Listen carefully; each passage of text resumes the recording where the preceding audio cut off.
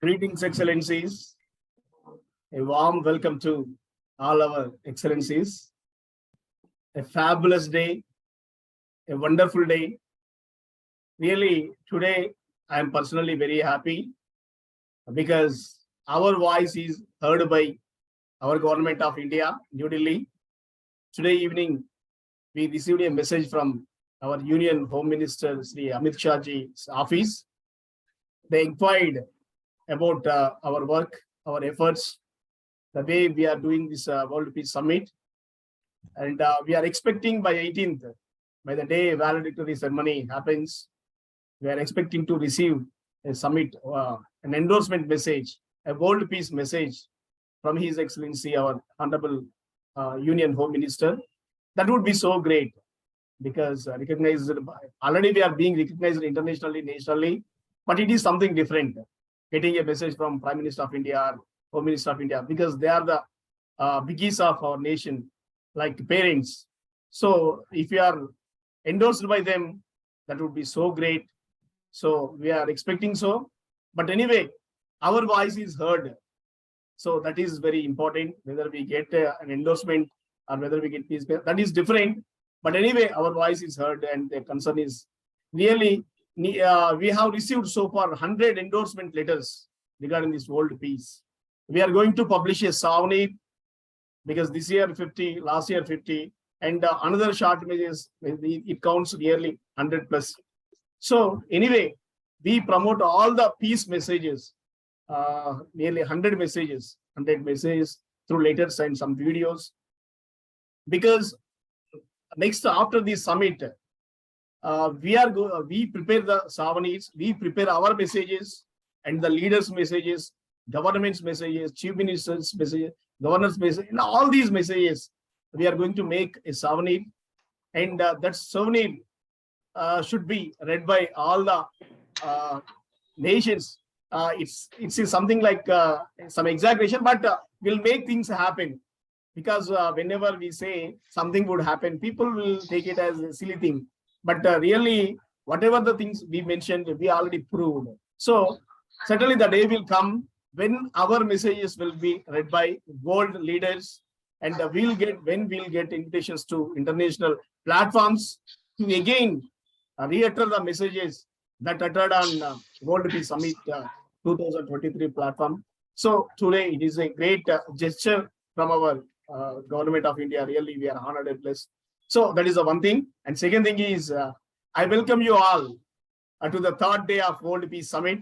It's a beautiful day because a fabulous, a marvelous, fantastic leaders are here. Those who are close to us, having their presence in this program. Really, we are so much honored. So without doing any further ado, further delay, I invite you once again to the third day of World Peace Summit, which is very crucial because without health, we are nothing. You may have crores of rupees, but if you don't have health, then we are zero. So it's a very crucial thing that we are supposed to focus on. Then we have right people with us today to focus on these things. Before that, I invite my partner, Managing Director of Vishwa Humanity United International Royal Council and the President of this World Peace Summit 2023, Professor Dr. Vijay Carlin, ma'am, to focus on salient features of our Royal Council. Then we'll invite our guests. Over to you, ma'am. Thank you very much. I'm sorry, my voice is not perfect. I'm suffering from throat infection. It was suddenly arised. I'm Dr. Carly, Managing Director, Chairman, the Life Foundation. Good morning, good afternoon, good evening to all the dignitaries who gathered and excellencies, kings, queens, global leaders. Namaste from India. Vishwa Humanity United International Royal Council is working mainly on the upliftment of the vulnerable, the underprivileged society, people who are below poverty line. We have two organizations under Vishwa Humanity United International Royal Council, and the main concept of Vishwa Humanity is world peace, as peace has to be attained in the minds of the people. That will be carried to every house, from family to the society, society to the nation, nation to the global. So we want global peace. That is our main motto of this Vishwa Humanity United International Royal Council. That is the main concept of developing this organization. We want to tie up with the international organization who focus on the mainly underprivileged society. And we want to develop infrastructure and see that poverty at our level, we try best level to be eradicated. And if we eradicate poverty and develop education, there will be peace in the minds of the people with mental wellness. And Kala Parishad, which is under the umbrella of Vishwa Humanity United International Royal Council, mainly focus on the culture diversity. We believe in diversity in unity. And also shown solidarity for the farmers, as farmers are the main backbone of our country, as we depend on agriculture. And food is the main product which help the human being to survive and to meet the demands of the growing population. Farmers are only sole support for us. So Kala Parishad has shown solidarity to the farmers and supported the farmers when they are in need, and also conducted many cultural campaigns and programs which bring awareness in the minds of the society, the importance of cultural diversity in unity. And the Life Foundation, I am the chairman. We focus mainly on, we have adopted 55 acres of slum in Saidabad colony, that is called a Singareni colony, slums. And we find all the vulnerable people who come from different parts of the India gathered there and working as daily laborers, auto drivers, and they're mainly addicted to the bad habits. And though they have come to Hyderabad and staying in slums to support the family, but they are not supporting. Only women are working hard and supporting the family and seeing that their children will be educated. So they join different schools, private schools, at their level they join. But when I have been to slum, I noticed there is a rape case, that is a 6 years girl has been raped. And I understood, I inquired what is the problem. Then the girls are left, the boys, young boys are left in the slums. And so we felt that they have to be placed in a protected zone. And we have set up educational centers. We believe education only can bring all-round development and also upliftment. And we have set up study center, one study center in the year 2020. And now it is moved on to third study center, started with 30 children. And now it is 150, raised to 150. And still more demands are high. I'm receiving everyday calls that to increase the number of study centers where all the girls and boys of different parts of the slums in different areas has to be protected. So we support only through our salary. So they can proudly say that I'm dedicating my salary for the service of the mankind and humankind. So in this way, we are supporting children and they are protected. Now we are not noticing any rape cases or unwanted incidents in the slums. And though the male are engrossed with their own bad habits, like drug addicted, drunken, they will be coming to the slums. But 5:30 to 8:30, the women who complete their works and they take the children from our protected zone, that is from our study center, to their houses, and they're protected. In this way, we're imparting education, developing awareness, what is bad touch, good touch, and also we are protecting them from the vulnerability. So, and the woman has came forward and said that we have to be empowered. Then we have started the tailoring center with 2 sewing machines, now raised to 8 sewing machines. 30 women have been learned this tailoring and they started their own. In this way, at our level, we are supporting the servant maids, and we see that children of the servant maids get education. And also we are joining them in government sector institutions like Telangana Social Welfare. I have worked long back in the AP Social Welfare residential schools. I'm good communication with them and seeing that the entrance will be written and they're joining in government sector. In this way, they can have free education from 5th class to degree level. So in this way, Vishwa Humanity United International Royal Council works for the welfare of the society, vulnerable, at our level, and seeing that mental well-being, physical well-being will be attained by these. And we have seen peace is prevailed in the minds of the vulnerable at our level. We are trying our best level. Thank you very much for giving this opportunity. Thank you. Thank you so much, ma'am. Thank you so much. That's so wonderful. Thank you for the inspiring message that Lavi Foundation is contributing and Royal Council is contributing and Telangana Kala Parishad is contributing. Thank you so much. And now we'll go to the third day. We are talking about the health and well-being, which are very crucial for our lives, because out of 17, if you want to enjoy everything on this planet Earth, the first thing, the first quality or first qualification that we require is health. So without which we can't do anything. So for that, we have special guests, chief guest, Rania Lampuji, Ministry of Education and Religious Affairs. She is from Greece. As an international speaker, educationist, she has been doing in multiple areas, serving, especially if we see on social media platforms, she is creating so much of impact, huge impact, creating a lot of awareness on social issues. We welcome Her Excellency Rania Lampuji to throw some light on SDG 3. Over to you. Greetings from Greece. Thank you very much for the lovely introduction, Dr. Raja. It's a great pleasure and honor for me to be invited in this great event. I would like to congratulate all the organizers for setting up such a significant conference. And of course, I want to thank you for the invitation.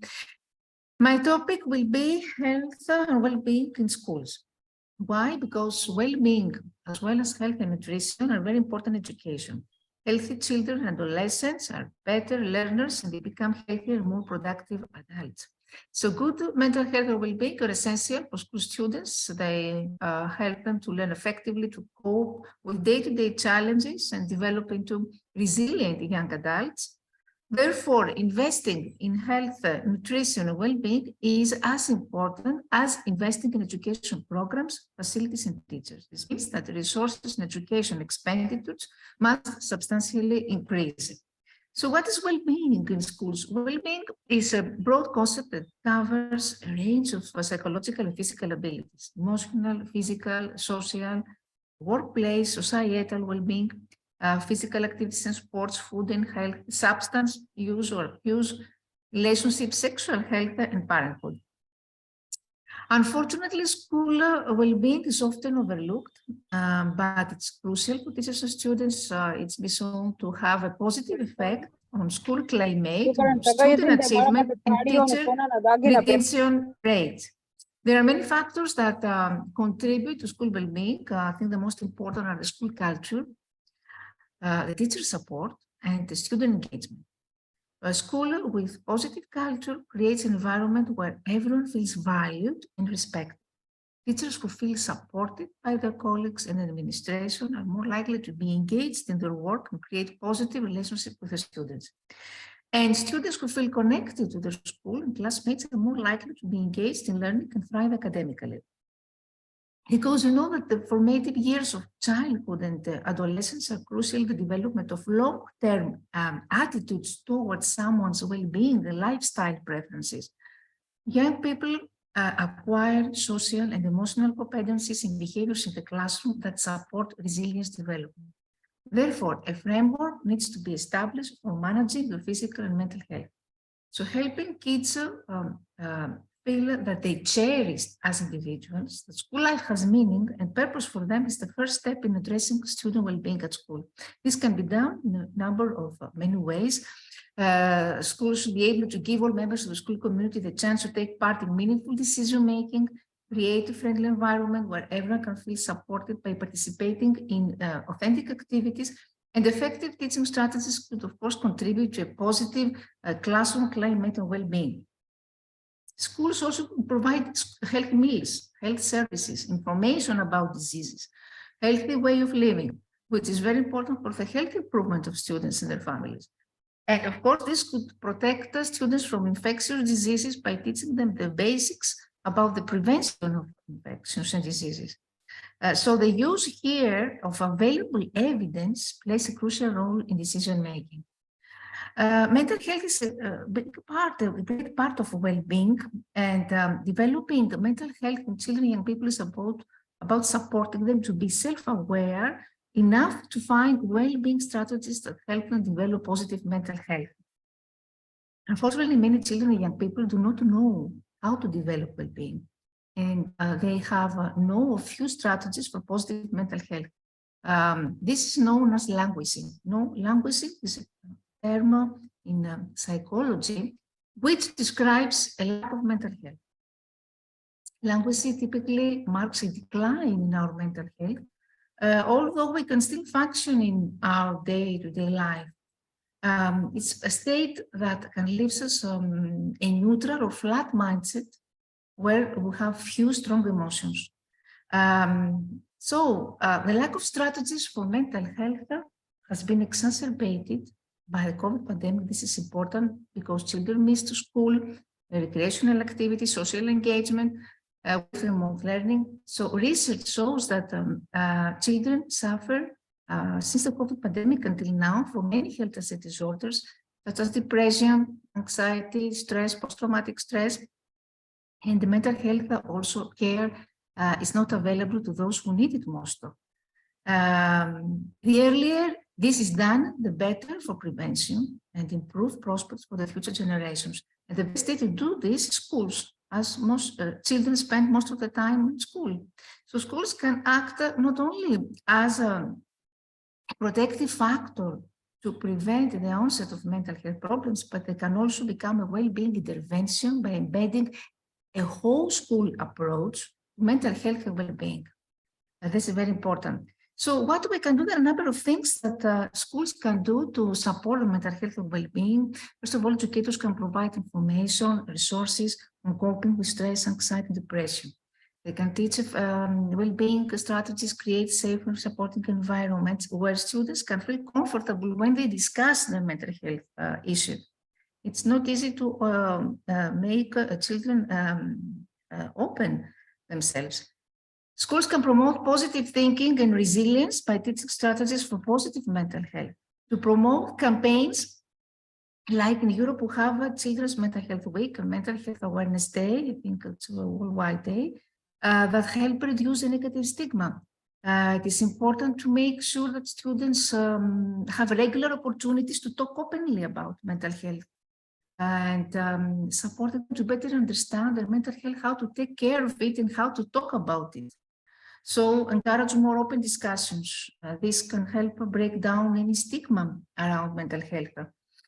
So it's important also to have a senior mental health in the class if it's possible, to provide always continuous professional development opportunities for staff and educators on mental health, engage with parents. I talked about the whole school approach, give students regular opportunities to talk, and always encourage them to look after their own mental health. This is important. This is related to positive education. Positive education is applied positive psychology within educational settings. And this involves self-awareness, how to help children, how to support them to increase their self-awareness, their self-reliance, their ability to focus, their positive, optimistic outlook, and the emotional literacy and the communication.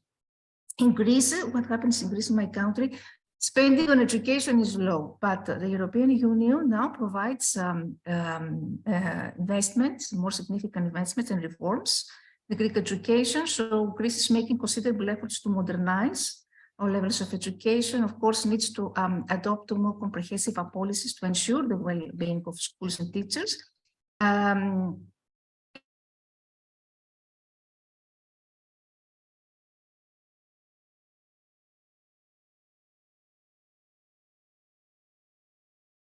On actions which promote quality of school life and personal development in schools.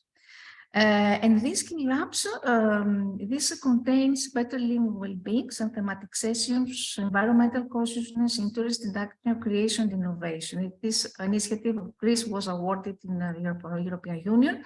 And we also offer, we have many health school meals projects.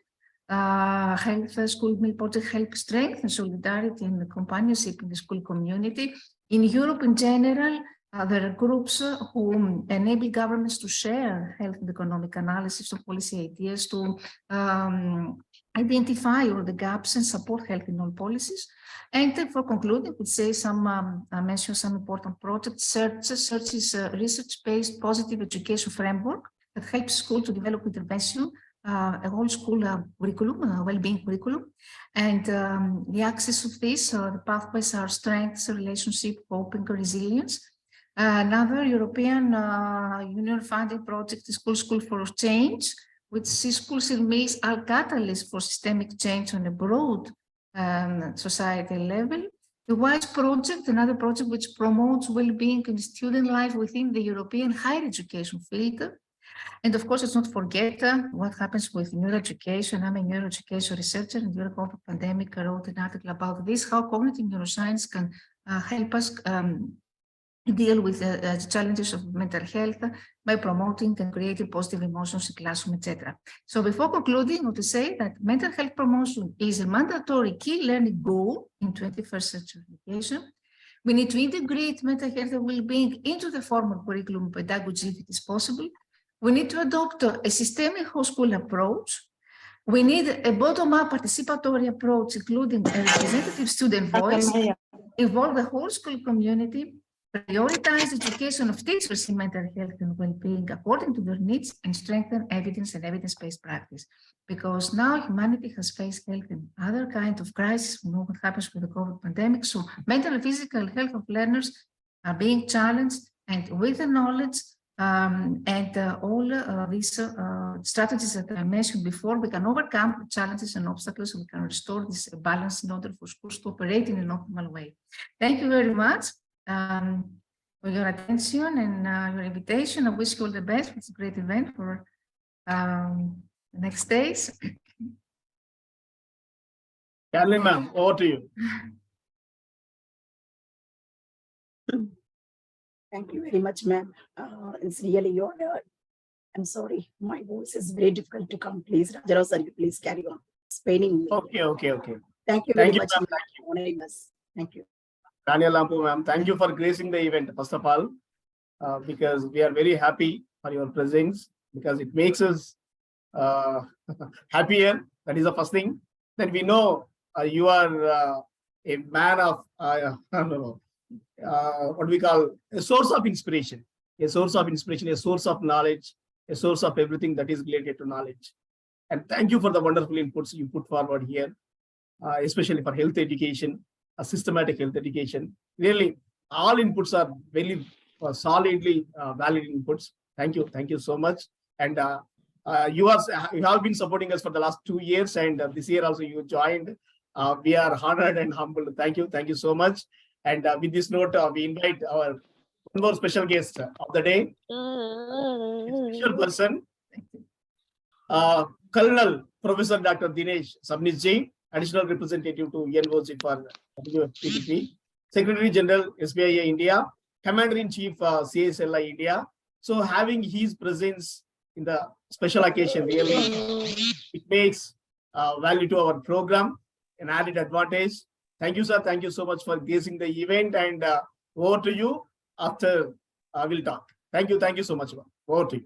Thank you so much, first of all, for inviting me for this wonderful Peace Summit. And my best wishes and all my blessings to all the dignitaries and speakers who are present here today. Let me begin with health is wealth, the way it is always said.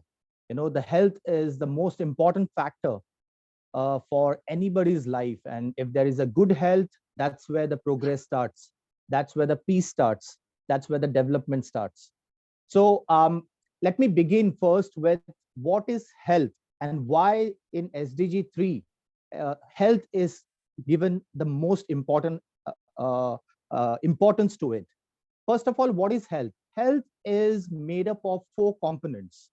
The way Ms. Rania said, I would like to elaborate that part. So those 4 components, which with the balance of those four components, we could have a good health. And which are those four components? First is physical fitness. Second is mental health or mental fitness. Third is we go with emotional fitness. Fourth is social fitness or social health. And of course, we do have spiritual health, which also follows as a fifth component. But the major components when we talk about are the four components. And in this, the major one, the most important one, which most of the people don't focus on, that is mental health. What is mental health? Mental health is able to sustain the stress or the tensions that are around you, the negative energy that is around you. If you're able to control it, if you're able to sustain it, then of course, the physical health, the emotional health, and the social health can be maintained. All these four components are interconnected. If you are mentally fit or if you are mentally strong, you are going to be emotionally controlled. And when you are emotionally controlled, it is going to be that you will love to go for a physical fitness or the physical activities. And of course, with all this comes the social balance, because if there is no emotional balance or if there is impact on the mental health, definitely the social health will also hamper. It is not going to be good. Now, the way we talk about the health, there is also the second topic, which we call is as a well-being. Well-being is absolutely connected with the health. If we are able to have the well-being, we are able to have the health. But what is well-being? Well, I would say having the disciplined, organized life. Whether we talk about having a good sleep, whether we talk about having a proper nutrition, whether we talk about having a physical fitness. Of course, the balance of in physical fitness is aerobic and anaerobic workouts. It's just not aerobic or just not anaerobic. So it has to be a balance that needs to be maintained.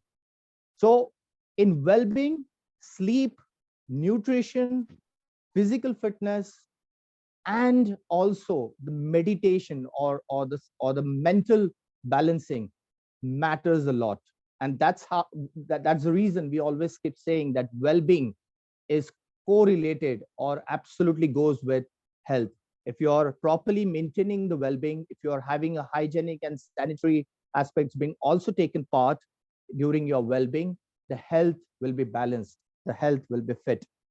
Of course, in SDG 3, United Nations came up with this plan to have a sustainability in health and well-being in 2015 with the target of 2030 for all the members who are all the member states and the member countries who are part of the United Nations.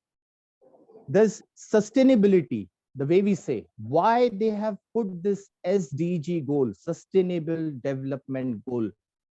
If we are not able to have the sustainable plan, if we are not able to come up with the sustainability in our planning processes for the betterment of the goal for good health and well-being, there will be imbalance. The sustainability plays a very, very vital role. For example, Government of India has been taken a lot of, they have put this lot of emphasis on polio drive. Recently, we saw it during the COVID, 90% of the population was sustainably given the vaccination. If we talk about in the education, we are seeing the happiness curriculum, which plays a very vital role from the point of controlling the mental health for the children in the school, which also is aligned in the corporates, where we also go ahead with the happiness curriculum. If we are happy, we are mentally fit. If we are mentally fit, we are emotionally fit. If we are emotionally fit, we are physically fit and socially fit. So see how the connection is built up. It's very, very vital that we responsible people should look forward for the betterment of health and well-being. If the country is fit, healthy, and have a good well-being and good organized well-being, the country is definitely going to go towards the development. If there is going to be a proper health in that country, if the society have a good, healthy well-being, then there is going to be a peace And this peace is something which is very, very vital in today's world, because without peace, we can't have the development, whether we talk about the economical development, whether we talk about the industrial development or any other development, financial developments. This development requires good health and well-being. And this is something which we all should be really looking forward to come up with some good plans, good sustainable micro plans that could enhance the quality of the health and well-being for our society, whichever country we live. In recent world, there has been so many conflicts. There are so many conflicts which are going on all over the world. I'm not going to talk about the countries where the conflicts are going to or taking place, but yes, there are so many conflicts which are on. If we talk about in the Asian continent, if we talk about in African continent, somewhere this has to stop. And this peace, I think the first stage or one of the stage, that is SDG 3, which talks about health and well-being, is very, very vital. I hope I'm able to convey some message in this peace summit for all of you who are listening there and the one who are going to listen to this, the recording, what we have for this today's summit. So my conclusion will be that let's have a good health, which can give us peace and development. Thank you so much, and God bless you all. Thank you, dear brother. Thank you. Thank you so much. Actually, our Rania Lampuji, she built a foundation, and then that foundation, you have built a castle. So fabulous, brother. The way you have connected health and well-being with the peace, really, that's next level. Really, thank you so much, dear Professor Dinesh Ji. You have done a fabulous job. We are very much happy because you are here. I always say that the presence is very important, first of all. Then the second thing is message, because message is always good, because whenever we invite the people, we know they're all very well-versed people, resource persons, we know that. But the presence they give us in the platform, that's very important. Thank you, Ji. Thank you for the wonderful presentation and the way you connected, especially the mental health. Really, nowadays, people are least bothered about that. But if we see the people who say that they are 100% certified, 100% certified, 100% healthy people, but if we check their mind, you know, that is entirely corrupted. They don't know, they don't accept it. So that's what our society. But anyway, you have thrown light on beautiful things. Thank you so much for connecting, especially with the health to peace. Thank you, brother. Then we have a special person, always happy person. Always happy person. Dr. Sujata Singh ji, are you there? Can you please switch on your camera so that we can see you? Yes, my camera is on. I'm here. Yes. A special person of the day, the keynote speaker of this program, Dr. Sujata Singh ji, who is popular author, TEDx speaker, life coach, sound and spiritual scientist, and especially above all, a great humanitarian. Really, whenever she gives a message about sound, because it's not just sound to health, health to sound, a unique concept, a unique person we have today in the form of Sujata Singh ji. So the moment we asked her to be the keynote speaker of this event, she said happily accept, and she is now here, and we'll share a lot after her presentation. Over to Dr. Sujata Singh ji. Thank you so much, Rajaram sir. And it's always a pleasure. This is my second year, and I remember how beautiful it was last year. So we are going to talk about health, and as we have heard from Rana Lampo ma'am, as well as from Dinesh sir, they have so beautifully put up the various aspects of health in its various forms, the various levels of health. So today I will be putting it a little more insight into understanding how we can make it better. And as you rightly said, it's all about sound. So yes, I will be covering a little bit about meditation also here.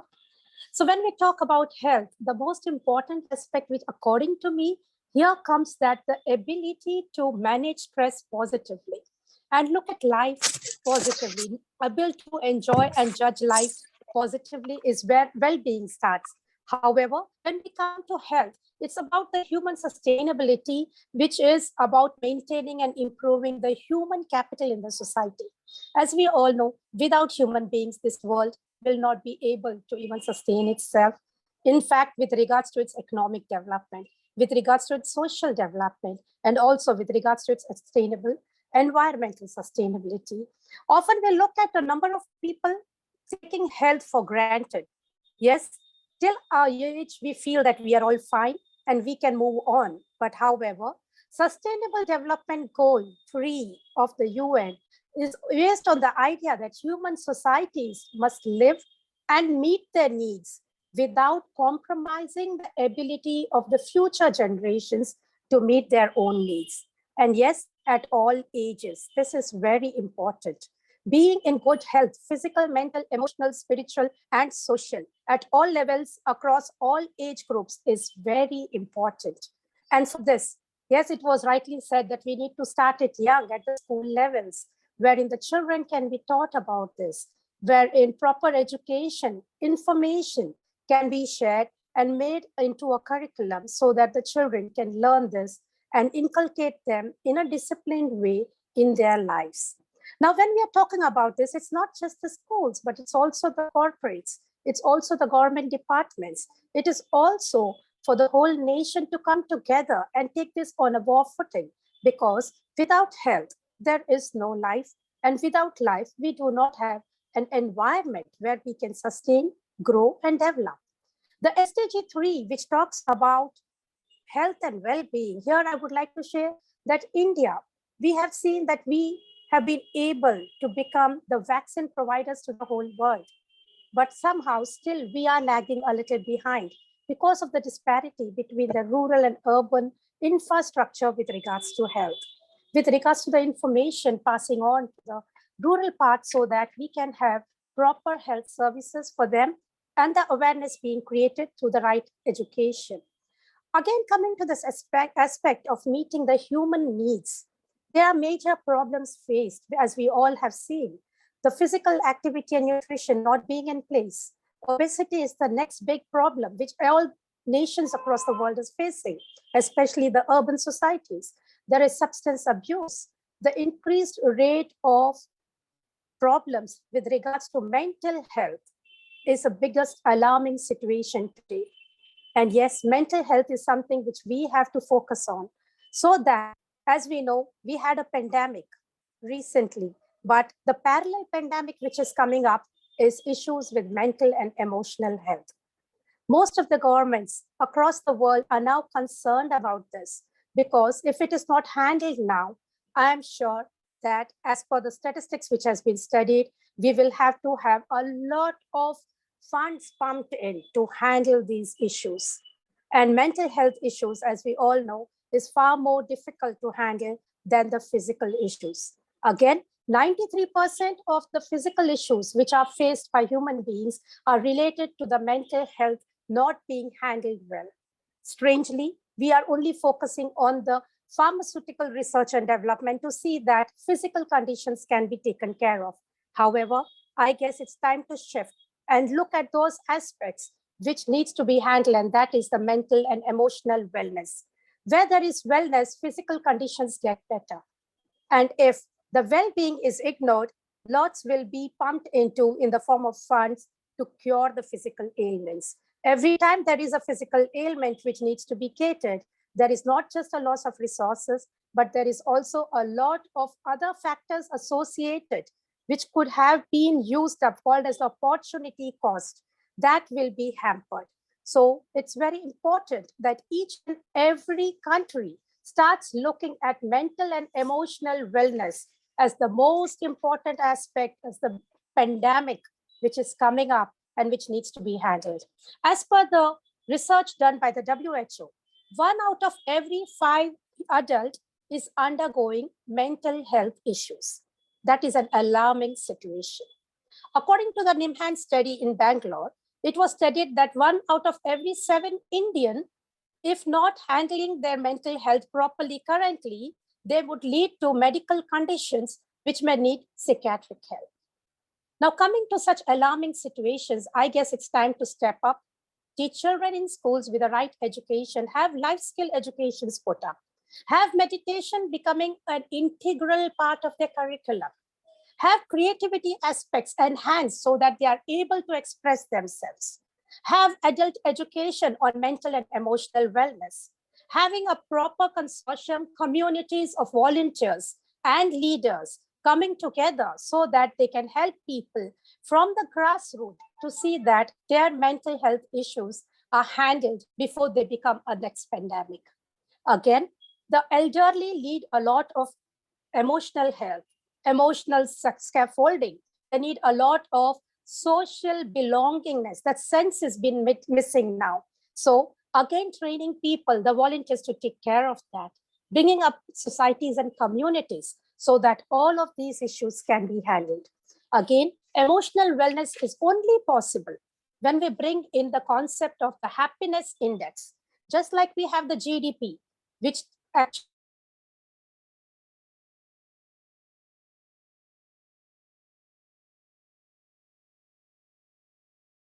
ranking we are at, what is it that we need to benchmark, what are the aspects we need to leverage on, what are those aspects which we need to see as threats, and start our research and development, have people getting qualified in the subjects and push it up to the sense that they are able to move ahead with awareness and curb on the various resources which will be used on these aspects rather than being used on other development aspects of life. Yes, if human beings do not understand these aspects, till it is still raw, I guess it would be too late. Schools, colleges, universities, corporates, all of them are now having an integral subject, integral part of concept of happiness and wellness, corporate wellness programs. When I'm conducting these programs across the world, I notice that the productivity increases and the absenteeism reduces. When these particular sessions are conducted in schools and universities, we have noticed that the students are better at grasping their education, their learnings. Secondly, they are able to handle the stress positively. They are able to judge their lives positively. And yes, when the health gets better, also the funds with regards to the insurance companies are very happy with corporates which has corporate wellness programs because their expenses in form of redemptions, they reduce. So overall, when there is happiness, there is peace. And where there is peace, there is a lot of scope for having a healthy population.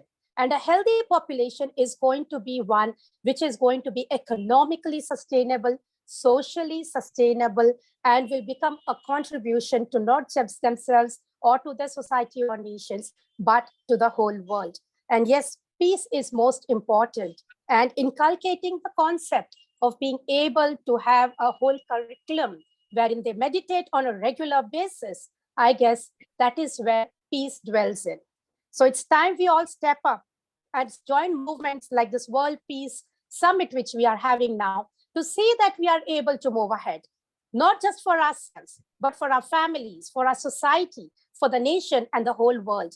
Now, when the whole world has become a global village, even if one country is in distress, if one country is at war, the other countries are being affected and they are going to feel the pain.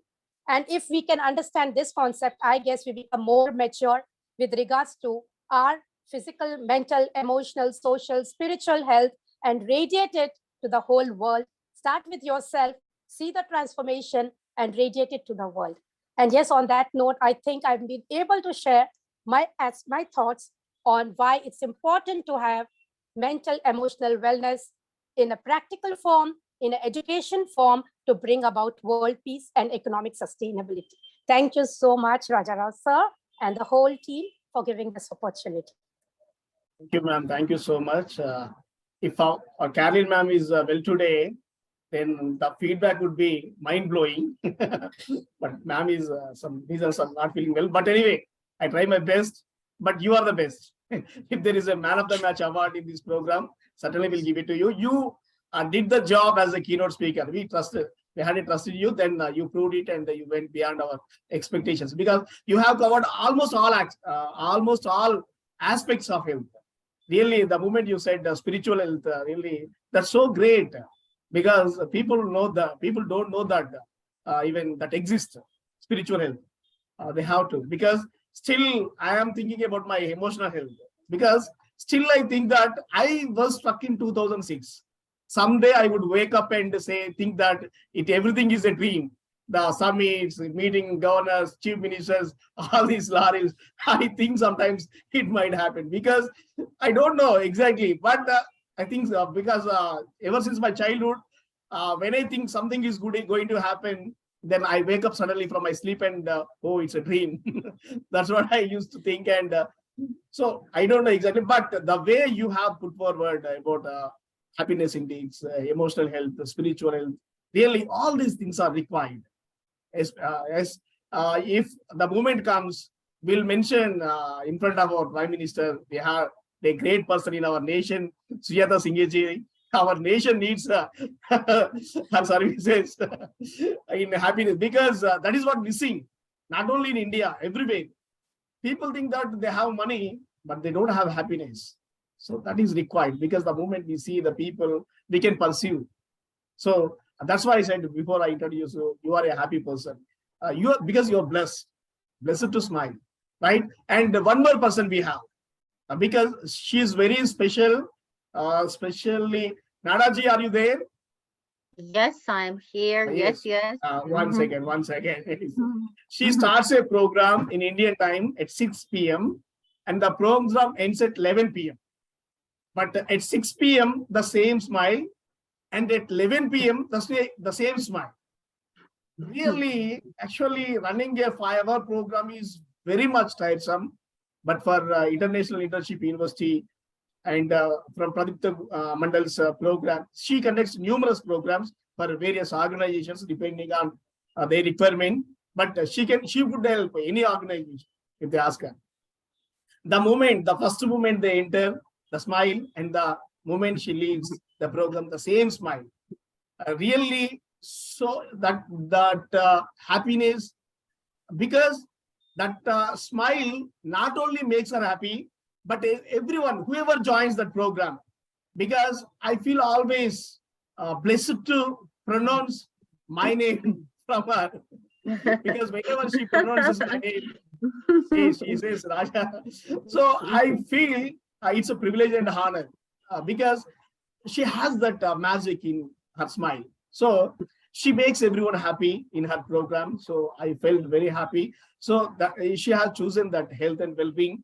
The moment I saw the topic, she has to be here as a special guest, and she has to share her experiences, because our experience are the best lesson, because this program is meant for that. Because in future, you may believe it or not, but this 2022 and 2023 World Peace Summit will stand. It will stand, because there are 100 international visionaries and several governments who trusted us in our concept, and they sent us their messages. So, and here, in number of visionaries, they are joining, they are spending their valuable time with us, because they know the worth of this program, and they are giving their valuable messages. So now we have from Croatia, we have Professor Nada here to share her views on this beautiful topic, SDG 3. Over to you, Professor Nada.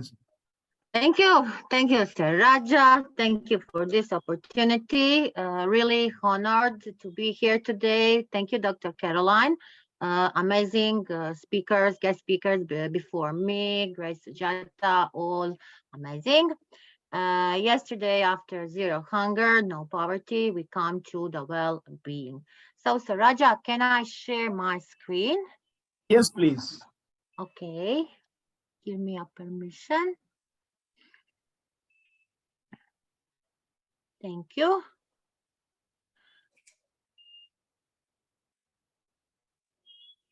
Okay.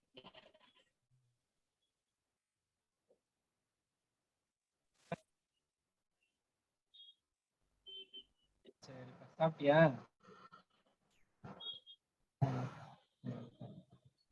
சாப்பிட போறேன்ப்பா. நீ சாப்பிட்டு first shift தான் போயிருக்கேன். Okay. I will start from here. So coming from Croatia, we are here in Croatia really taking care about the SDGs a lot. me in all my subjects are involving all 17 SDGs in my curriculum and all what I'm doing for my students. So today, wealth is health. The SDG 3. So if we have a poor health, we are really poor. So how to make that, how to achieve that? So we need to have always a positive mindset, positive emotions. Every morning, we need to take a deep breath, not only one deep breath, 3 deep breaths and say, God, thank you. We are alive. We need to have today a very special day. So our mental health, this is the best way. We need always to create the calm. So you see this beautiful island, this beautiful heart. This is an island on my Croatia Adriatic Sea. We have so many islands. So I'm lucky because the coast is nearby me. And when I don't feel good, I always go to the sea or to the forest. We have a beautiful nature. So, Mr. Raja, Dr. Caroline, I hope that you will visit my country once and you will see, then you will really feel very good, very good.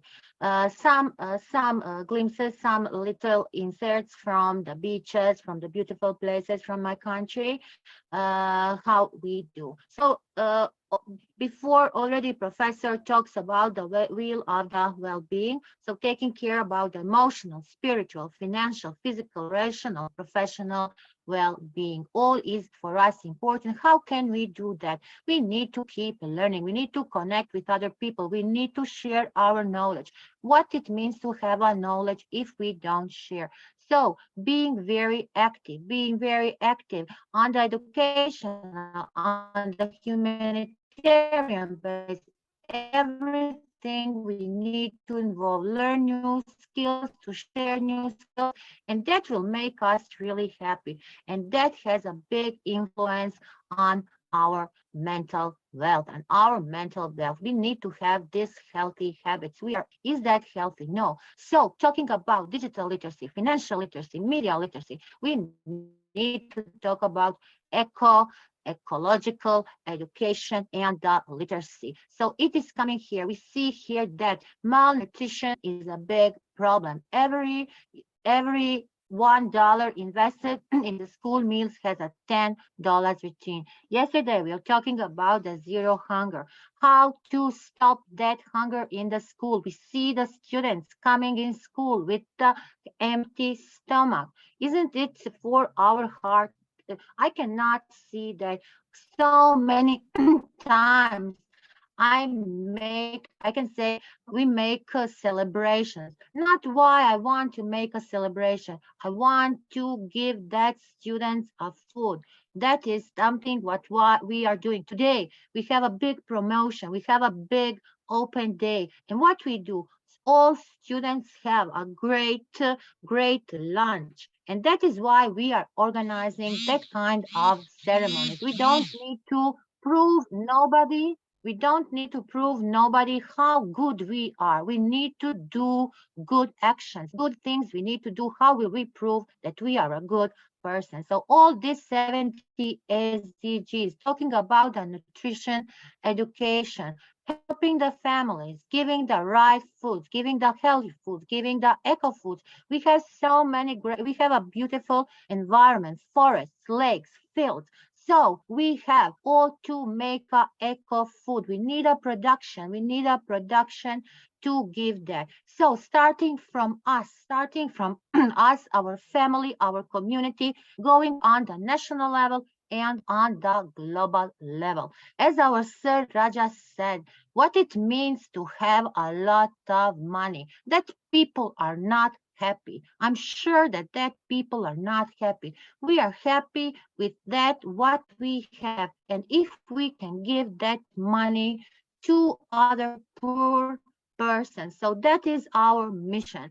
We have the universal, we have these principles. We need to educate our students about this principle. We need to have this kind of subjects in our curriculum. They need to know, because today we know that we have so many fat students who have more, the bigger weight, then they need to have. So they need to eat less.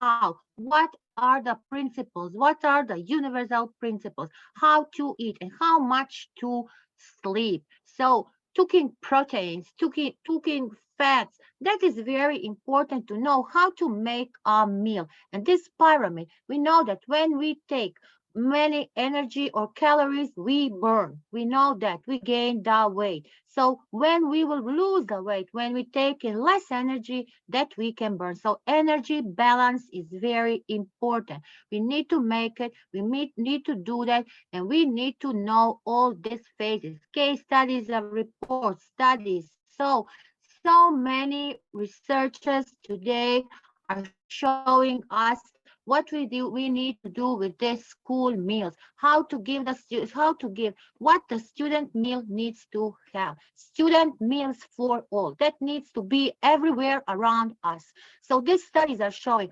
how much energy, how much nutrition, how much micronutrients we need to take. Is it a lower, or it is not? How many calories by day we need? So every day, I will repeat, millions of children around the world are going to school with the empty stomach. So the people who have money need to share the money, need to feed these poor children.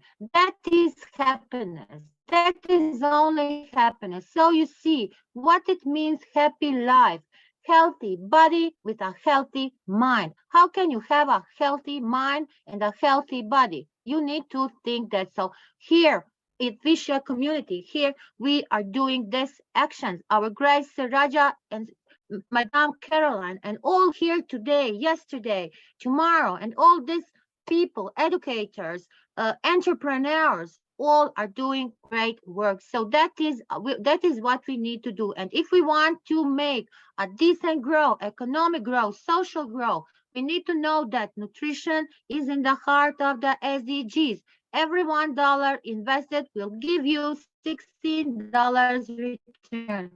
You have $16 return, and you can share that money. Think about it. Think about that. Think about the meal. Think what will your students think first. Can you think about that your children are happy, other children are not happy? So let's contribute to this SDGs. Somebody will say, why are you talking about the SDGs? Why SDGs? Why SDGs conference? People don't understand. People don't understand the importance of this, because everything today, what we are doing in any field, everything, every action is a contribution with the SDGs. So will we achieve that? I think that this is 7 years till 2030.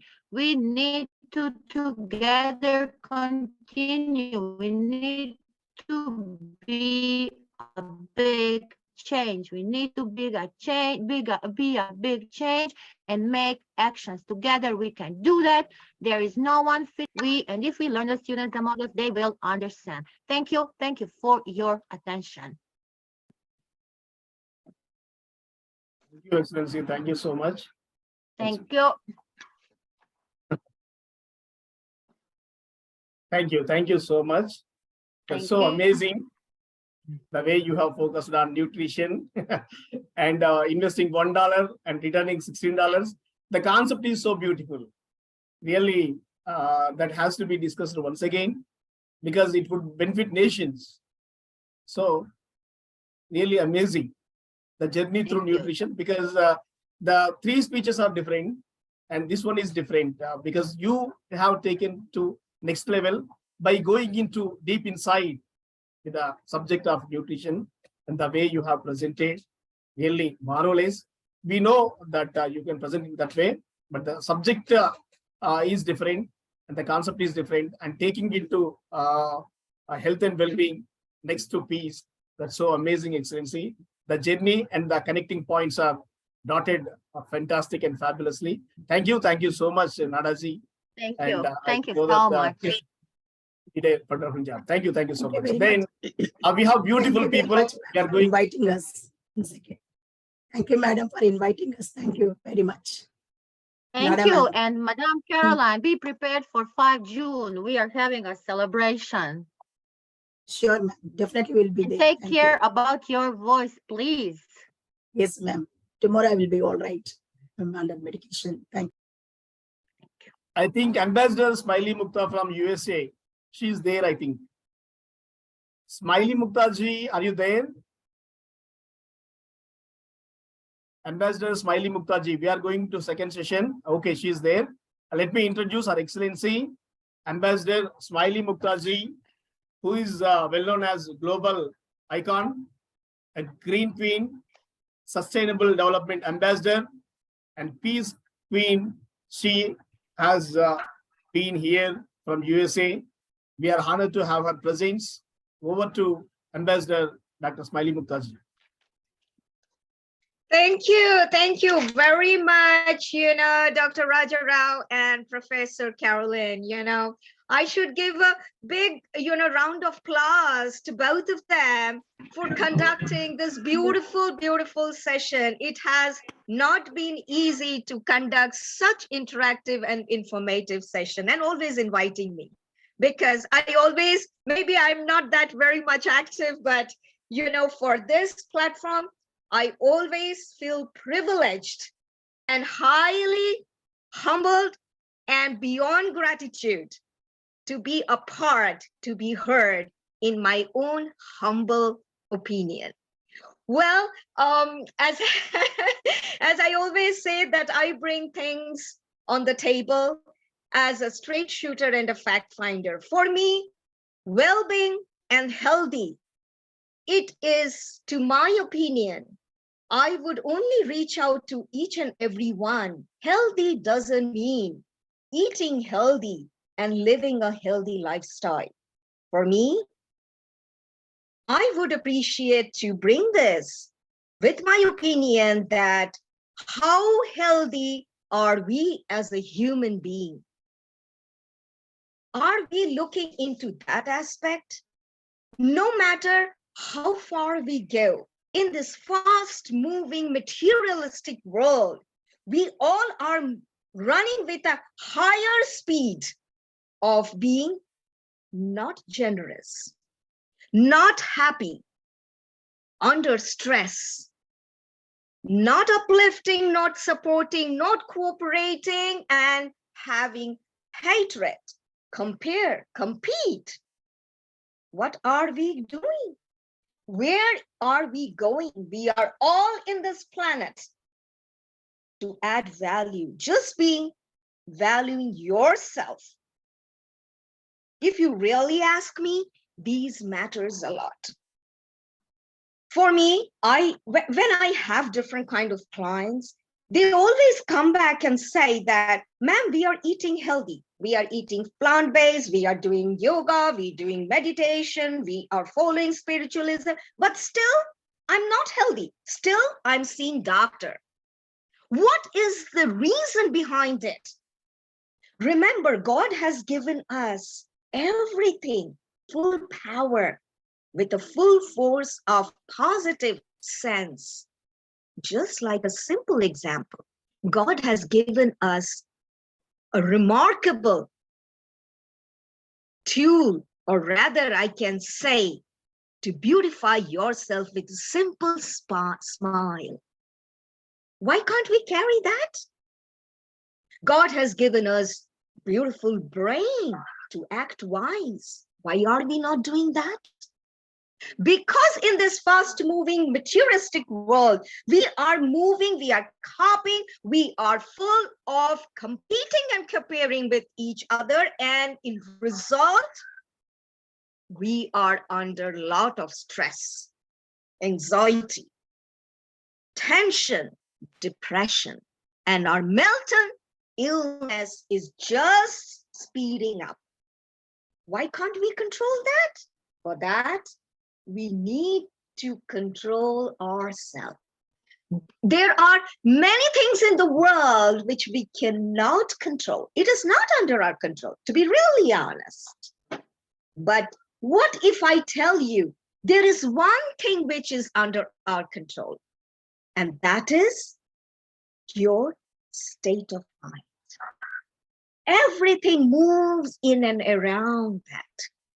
right now, at the moment, when I am being honoredly heard among all of you, it's our state of mind. What we are getting from each other, are we respecting each other? It's again our state of mind. Honestly, I may be wrong. Some may take it in a positive manner, some may not.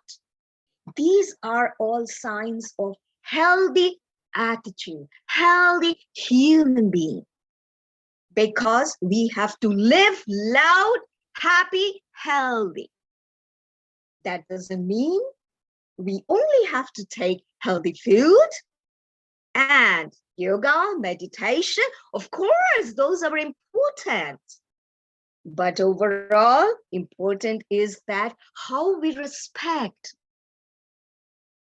how we bring ourselves to celebrate others, how we bring smile to others, uplift, support, appreciate. I feel highly humbled and honored when I see myself being heard, remaining simple, attain simplicity in life. That will attain and give longevity. And at the same time, live loud, happy, healthy. And you see the fulfillment among ourselves. When we talk about well-being, there are different types of well-being. Well-being is it's a complete package of living healthy, happy.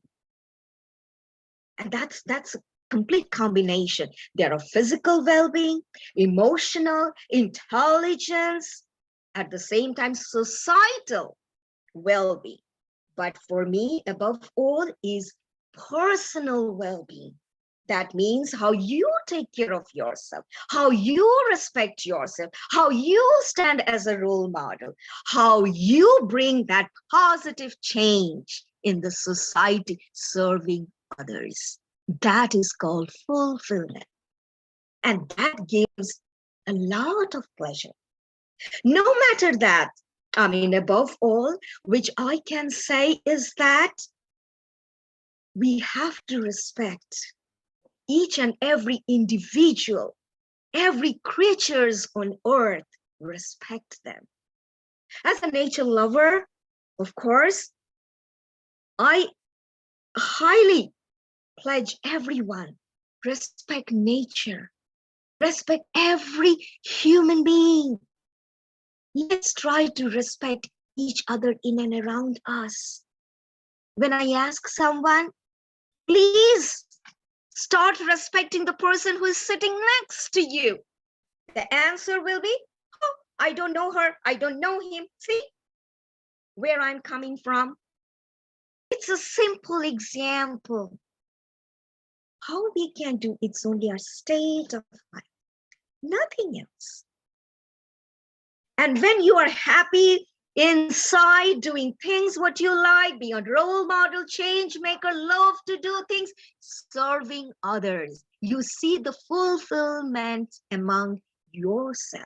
When you are happy, you are bringing that well-being, people in and around will give bundles of showers on you. Health is the most important thing, and health is wealth. But nowadays, it's the other way around. Wealth is health. But if we move in that direction, we are losing the peace. We are all looking around. We are stressed. We have no peace. Remember, peace is within ourselves. Control yourself. Live in legacy.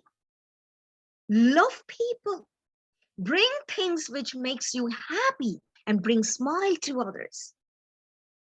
And above all, try to respect all the seniors because they need us. At the same time, we have to stand as a role model for our young masterminds because they are our future leaders. Just being happy. Spread positivity. Live in nature, love nature, go for nature work. People do not understand the power to be in nature. Believe me, I'm a role model. I live happy being in nature. Because nature gives us all those positive synergy, absorbing the negativity. And that's the secret of longevity. Nature work, whenever I'm stressed, of course, I try to control, not because I have another person who is my love of my life, and he brings that bundle of happiness to me. Now, people will be asking, who's that? I have my lovely golden retriever, who is my love of my life. He always, pulls me, and he is the best buddy to give me energize. Nature, and I am very fortunate to be a pet parent. So I humbly, because you cannot experience, you understand unless you experience. So that is what loving nature, loving pets, loving human being, giving, serving others, remaining humble and beyond grateful is all is needed when you stand to live happy loud. Personal well-being is so important. So it's a high time to step up and be happy, bring happiness in and around you, no matter in whichever way, go beyond. Don't be selfish in giving to others, because nowadays we all look for return gift, to be honest, because as I say that I'm a straight shooter and a fact fighter. We all are running after success. Success doesn't mean tons of owners. Success means how you bring things on the table, which leaves an imprint and an impact. Another very vital point, which I need to mention here above all, is that let's respect our feminism. Let's express, not impress. Because I need to point it out, because of that reason, where our young masterminds are going, it's leading nowhere, because they are copying, competing, and in tons, and dealing with problems, stress, depression, anxiety. Because of the reason of this digital world and materialistic, we are all moving at a human pace. So we, as a leader, we have to stand against it, because when we are happy, we bring others happy. We bring that positive vibes, energy to each one of us. I know I have to pause now. I'm a person, I can keep going on and on and on, but respecting the time, the value, and all the eminent personalities here, I need to leave a flow with my wrapping message. Let's step up. We are all in this world as equal as every human being.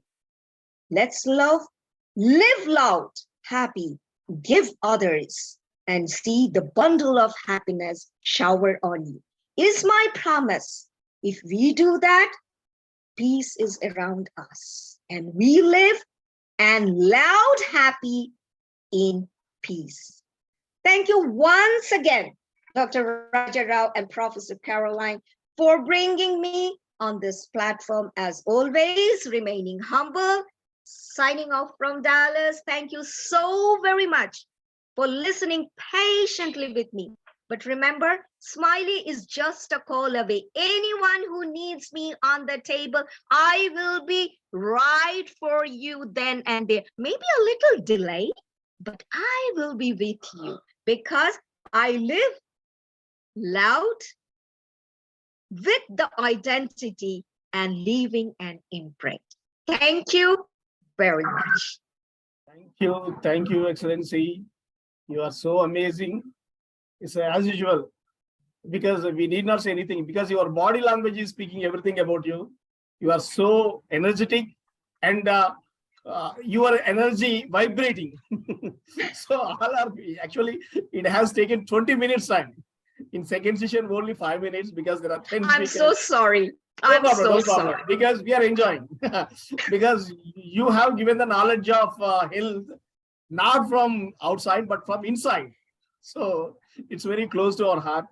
We feel honored and humbled to have your presence.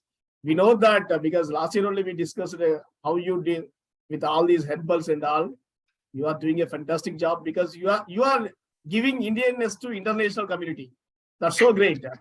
Fantastic job from giving health from herbals. That's not a simple task, but you are doing a commendable job, and you are is live example. You are a live example, because your energy speaks everything, volumes about your persona. Thank you, Excellency. Thank you so much. We have beautiful people, other beautiful people. Let's invite, but please know that it is a second session. This session carries only 5 minutes per speaker. Please do support, because by 10, at any cost, we have to conclude this program. So that let's make it 5 minutes, so that we'll do on time. Okay. Anuradha Jainji, Bean Architect, Founder and Director. We welcome Anuradha Jainji to address the gathering. Anuradha Jainji, are you there? Then we'll go to Queen Victoria Godwinji, CEO of Dynamic Empire Global. Excellency, are you there? Queen Victoria Ji? Yes, Hello? she's there. Yes, thank you. Thank you so much. It's your time, CEO. Hello, good evening, everyone. Because here in Nigeria, this is evening time. I'm very glad to be here once again, and I'm grateful. So today we are talking about health. You know, health is very paramount in everyone's life, and it's one of the things that is very, very important. You know, good health is everything. Health is the state of the well-being of everyone. We have both emotional, mental, and social health. And I believe I've actually been in the medical phase for some time. Let me say from 2012, and I've seen a lot. You know, if you are not healthy inwardly, you are not even healthy outwardly. How do I mean by that? What I mean is by taking care of your body, your mind, your mindset, your the food you eat, the exercise you also do helps you to keep fit. If you are not healthy, even in your place of work, anywhere you are going, you can't work well. So for you to be healthy, you need to take care of yourself, take a lot of vitamins, and actually take a lot of balanced diet, fruit to keep yourself in a good shape. Health is very important because in life, a sick man can't do anything. Neither can a sick woman do anything. So for you to be healthy, you need to also be positive in everything you are doing. If you are not positive in your thoughts, negative thought also bring someone down. It also make you feel depressed when you have a lot of a lot of negative thought around you. So once your mind you have positive thought always around you can be very better in everything you do. You can be better in your place of work. You can be better in your everyday thinking, your everyday to-do list. But when you have negative thought, negative occasions around you, it brings you down. Even in your health, you health wise, you can't function well. So I believe that good health has to do with your mental state of mind, because mental health is very important. It's very, very, very important. Everybody needs a good mental health and a good mindset. Taking good food, eating good food, fruits, balanced diet, vegetables really helps. You know, like in where we work, and you have a deficiency in the food you eat, it really brings you down. It stops you from moving forward. It also stops you from doing the little things that you can do. So health is wealth. No matter the money you have in this world, when you don't have good health, when you are not functioning health wise, it's just nothing. So I believe that we need to keep ourselves fit. We need to exercise. We need to take a lot of vitamins. We need to take a lot of fruits, a lot of vegetables to keep ourselves healthy. And apart from that, we also need a good mindset, because without a good mindset, without a positive mindset, I believe that everything we are working for is nothing. If you don't have a good mindset, you don't take care of your body, the food you eat, and you don't exercise, you don't think positively, everything you work for is going to be on the drain, because your health will be affected. And having deficiency in your health is very, very bad. Like some weeks ago, I was trying to plan a program, and I didn't really I want to take care of my health. I was just going about with my busy schedule, and the next thing I discovered myself was feeling so down. So the doctor was like, "Why don't you rest?" Walking without resting, walking without taking rest also deteriorates your health. So what you need to do is rest, take good rest. Rest is very important for your health. No matter what you do, no matter your busy schedule, no matter your work, have a little time to rest. It's really, really helpful. So health is wealth. Thank you so much. I'm glad to be here. And I know with this little few points of mine, you will rest and you will also think positively. Health is wealth. Thank you.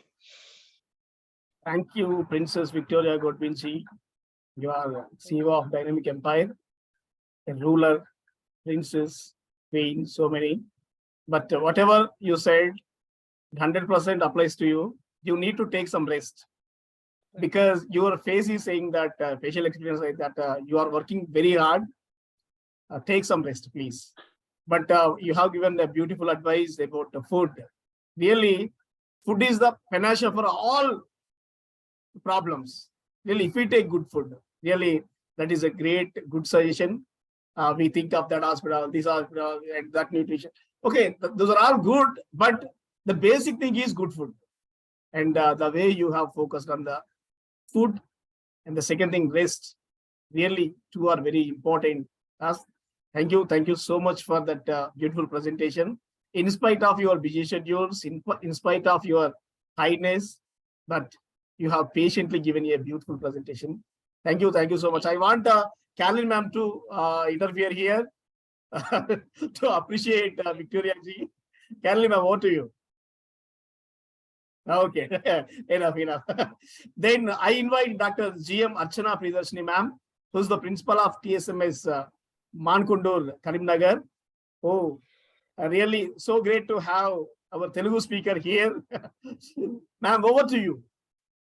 Thank you very much, sir. I'm very much delighted and for inviting me to this platform, especially Vishwa Humanity United International Royal Council Chairman, President, Excellencies, and all the global leaders. I'm Dr. G. M. Archana Priyadarshini, working as a principal in Karimnagar district, Telangana state. Thank you very much. Sir, can I share my PPT? I'm prepared with my PPT. Please. Thank you.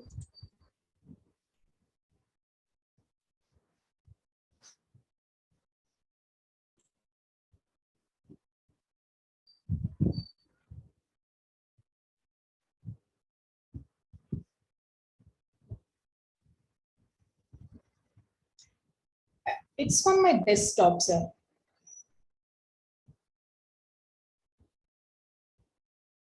Please share it again, ma'am. Close it and share it again. Shall I close it up? 1 second.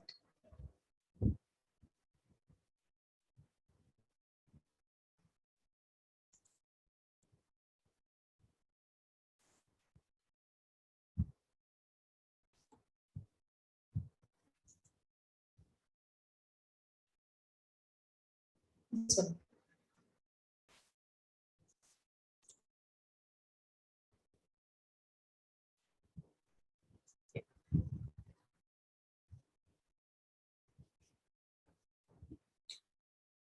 Am I audible? Yes, perfectly, ma'am. Thank you very much, sir. I'm very much delighted and privileged to present my presentation on this World Peace Summit 2023. This is my first presentation. Thank you, Raja Rao sir and Carolyn ma'am for giving me this opportunity. Yeah, let me start.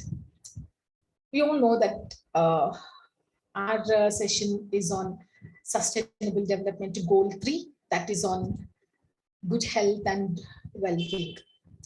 Let me start with the question, why the Sustainable Development Goals for 2023 are more important than ever? Why it has been taken as a very serious issue, and suddenly it has emerged in all the countries that no, we have to speak on this issue. 2020 was supposed to be an important milestone. Like in all the countries, there was a very big like a debate about 2020. International cooperation with the major global conferences on biodiversity, climate change, gender equality, and more set to take place. Yet, a year full of expectations. We had very much full of expectations 2020, like everywhere, every day, some or the other on major issues we were speaking, we spoke on this. Yet a year full of expectations and updates was ultimately cancelled due to the global pandemics. We all experienced recently, like recently on this pandemic. Now, how this can be helpful? Can helpful us recover more quickly from COVID-19? We all experienced, it was a very bad experience to everyone who has lost, of course, even I lost my mother during that pandemic also, but it isn't a one-off occurrence. It's one connection in a larger chain of climate inactivity, habitat destruction, disrupting public health systems, widening revenue, and the gender gap that we are all playing for. All these are playing very major roles in distracting the environment. Next question is, what are the Sustainable Development Goals for 2030 then? We spoke about 2020, of course, but 2030, what are the goals? The Sustainable Development Goals are also known as global goals, are universal goals designed to end especially poverty, protect the planet, and ensure that everyone can enjoy peace, prosperity by 2030, which are the major issues in all the countries. In each United Nations member state, they are concentrated around 6 themes, especially dignity, what recently Madam said, dignity, people, the environment, partnerships, justice, and prosperity.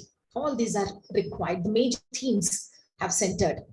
These goals go beyond economic development to encourage social development.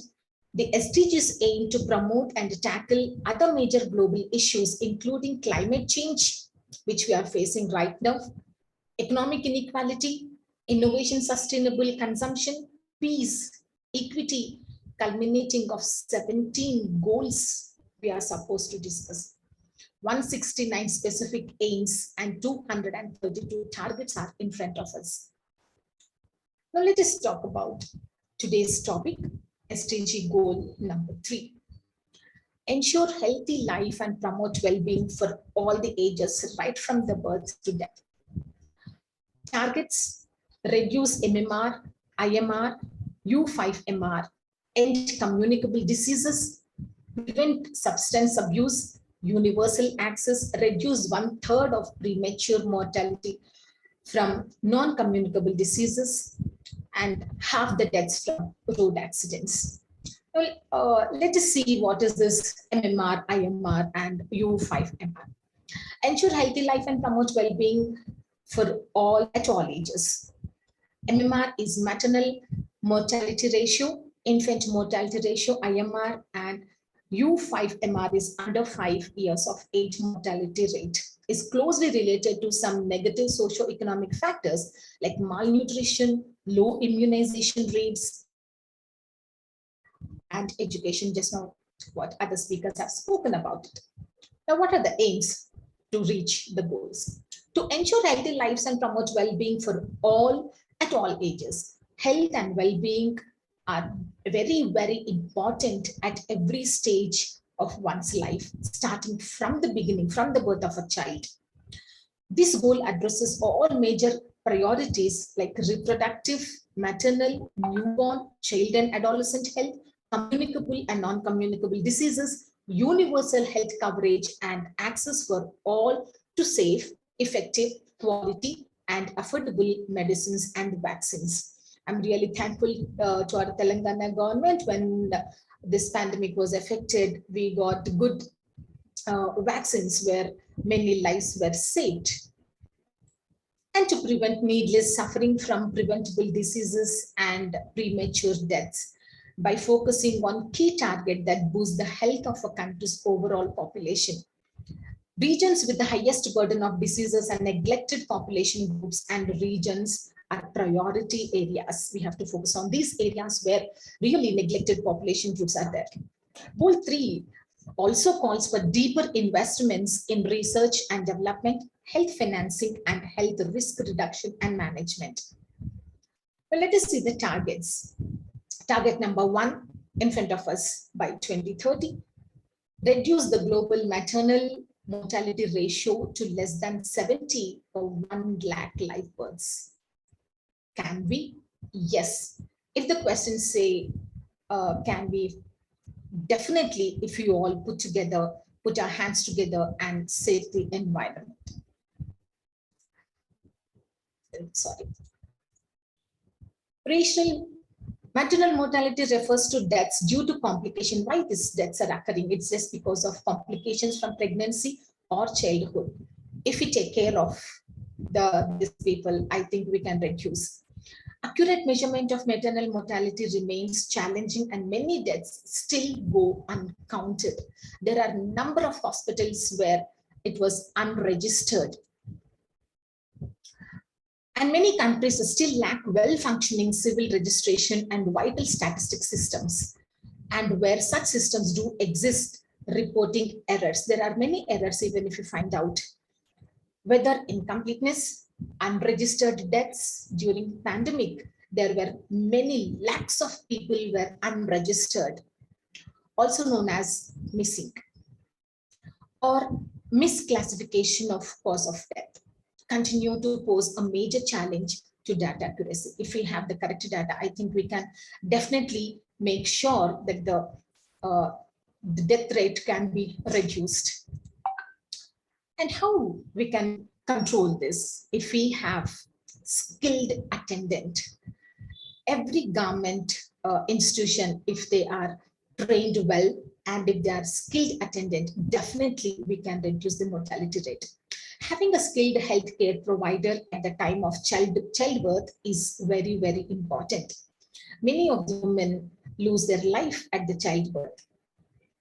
So life-saving intervention for both women and newborns. Not having access to this key assistance is detrimental to women and newborns' health because it could cause the death of the woman or the newborns or long-lasting morbidity.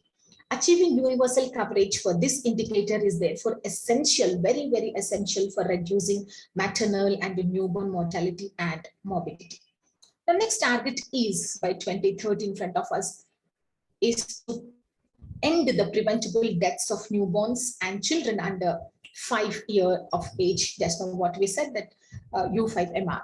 With all countries aiming to reduce neonatal mortality to at least as low as 12 per 1,000 live births and under 5 mortality to at least as low as 25 per 1,000 live births. And next, target 3 by 2030 is to end the epidemics of AIDS, tuberculosis, malaria, and neglected tropical diseases and combat hepatitis, waterborne diseases, where many rural areas are still facing such diseases and other communicable diseases. Target 4, by 2030, ensure universal access to sexual and reproductive healthcare centers, services, including for family planning, information and education, and integration of reproductive health into national strategies and programs. Target 5, achieve universal health coverage, including financial risk protection, access to equality, essential healthcare services, and access to safe, effective, quality, and affordable essential medicines and vaccinations for all. Even the students were above 10 years of age, 12 years of age. Many of the countries during the pandemic, vaccines were given to save their lives. Target 6, substantially reduce the number of deaths and illness from hazardous chemicals and air, water, and soil pollution and contamination.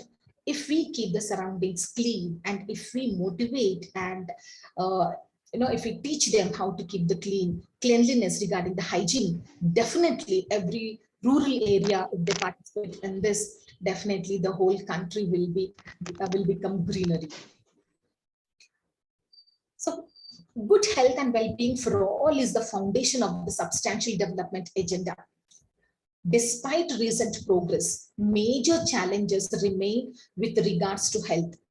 At least half of the world population still lacks access to basic and affordable health services, and impoverishment due to the out-of-pocket cost of healthcare is on the risk.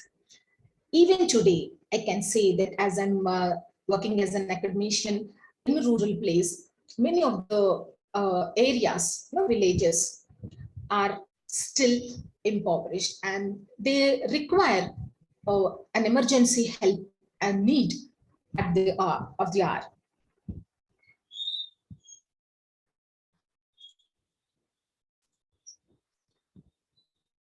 So UNICEF has 4 keys that encourages all governments to ensure healthy life and promote well-being of all the children. First one is strengthen primary healthcare systems to reach every child, focus on maternal, newborn, and child survival, then prioritize child and adolescent health and well-being, including mental health. Support responses to reduce the impact on children and families of natural disasters, complex emergencies, and the demographic shifts. Now, I wanted to share a few pictures of my school where I'm really thankful to the government, where they're supporting very much with the government doctors, sending doctors to our schools. Every specialist, like it may be a dental and counseling to the especially girl child, where they adolescent age, what the problems are facing, and clarifying many of the doubts where children truly they don't come out with their doubts. So if such sessions are conducted in every school, definitely I think we can have a very good health and we can reach to every student. Now let me ask a question. Is this a race we can win? If the question says, I said yes. We have witnessed some great accomplishment over the last decade. Global school attendance has increased by 89%, while child mortality has extreme poverty rates have really dropped down. This we can easily say that, but it's not enough. We need to reach 100% by 2030. Many other targets are showing like slow but steady development, but no victory has been secured. Like as I said, it's 89 means some more left over, that it's our responsibility. We should shoulder responsibility to reach 100% target by 2030. The world is not scheduled to meet the SDGs by 2030, as the SDGs report 2020 demonstrate. We still have a way to go to the finish line by 2030. And the COVID-19 crisis has already threatened us to slow down. No matter how much we have, we are trying to increase, but this pandemic has taught us very much and threatened us very much to slow down, and how we need to cope up and regain whatever we have lost in the pandemic, during the pandemic. And achieving the SDGs is a matter of protecting nature. So what are the things where we can really focus on it and how to protect? COVID-19 pandemic has been really a wake-up call for every citizen on this earth. The health of our planet and its ecosystem is directly related to our own health and the health of the economy.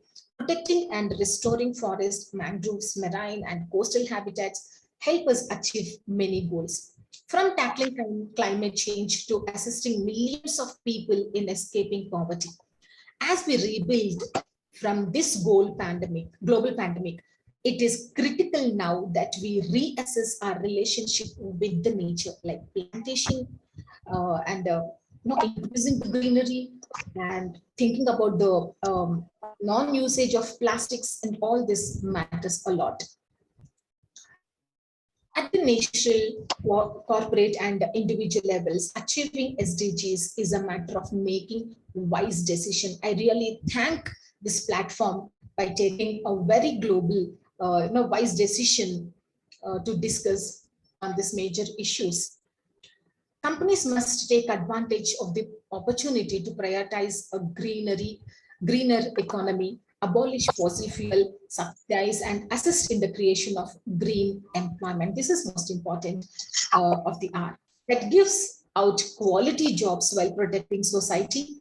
On an individual level, the responsibility lies with each of us to adopt more and more sustainable lifestyle and lower our overall carbon footprint. Again, I would like to share some of the greeneries of our school. This is our kitchen garden and some of the fruits we have grown. And this is my school with full of greenery, where I received an award also for the greenish what we have. Really, we spent a lot of time on this. Even every child was given an opportunity to plant, and plantation we have done, and the responsibility of every child when we have taught them that how they should protect and what are the uses we are going to get, and every student shown very much interest, and they have come forward and protected, and they have shared their responsibility. Achieving SDGs is a matter of one more thing, is listening to science. We live in an age of distrust of evidence, facts, and sciences. It also takes one click to spread misinformation. Just a fraction of a second is enough to spread misinformation and conspiracy theories. It is the work of the scientists, academics, and experts who will guide us out of this pandemic and propel us towards the future where all SDGs are realized.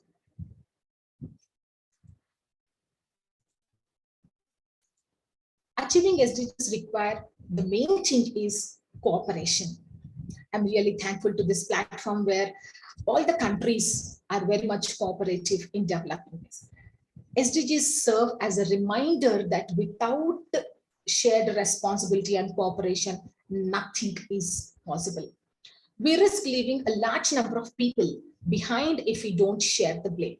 We must stand with those who have suffered the most in the pandemic, where Carolyn ma'am was sharing that how, madam was very much supportive to underprivileged and privileged people in providing education, food, provisions, etc. I'm really thankful to madam for serving very selfless services. We must stand with those who have suffered the most, especially women, children, low-income communities, people with disabilities, refugees, asylum seekers, and displaced people. We must be informed and hold those in power accountable for all of this to happen.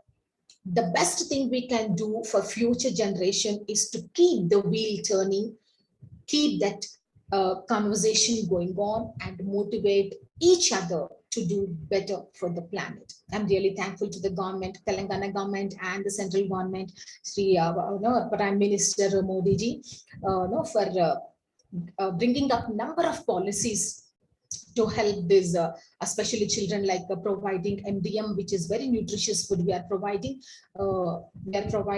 egg thrice in a week, and all nutritious, like measuring. We are given a menu where we have to follow that, and Akshay Patra.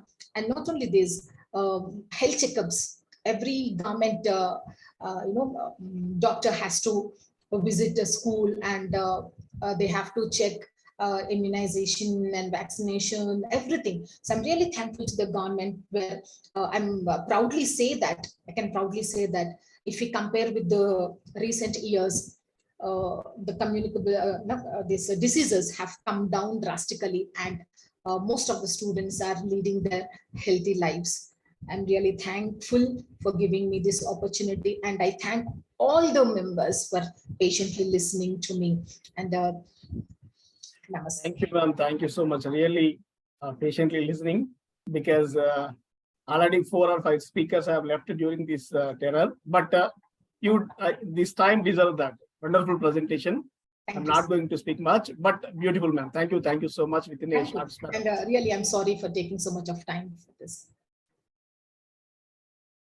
Now I invite Dr. Neeta Mishra, ma'am, founder, reach out.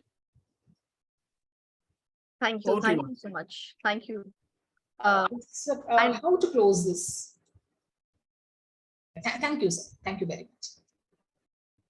So I assure that I'll be taking only 5 minutes.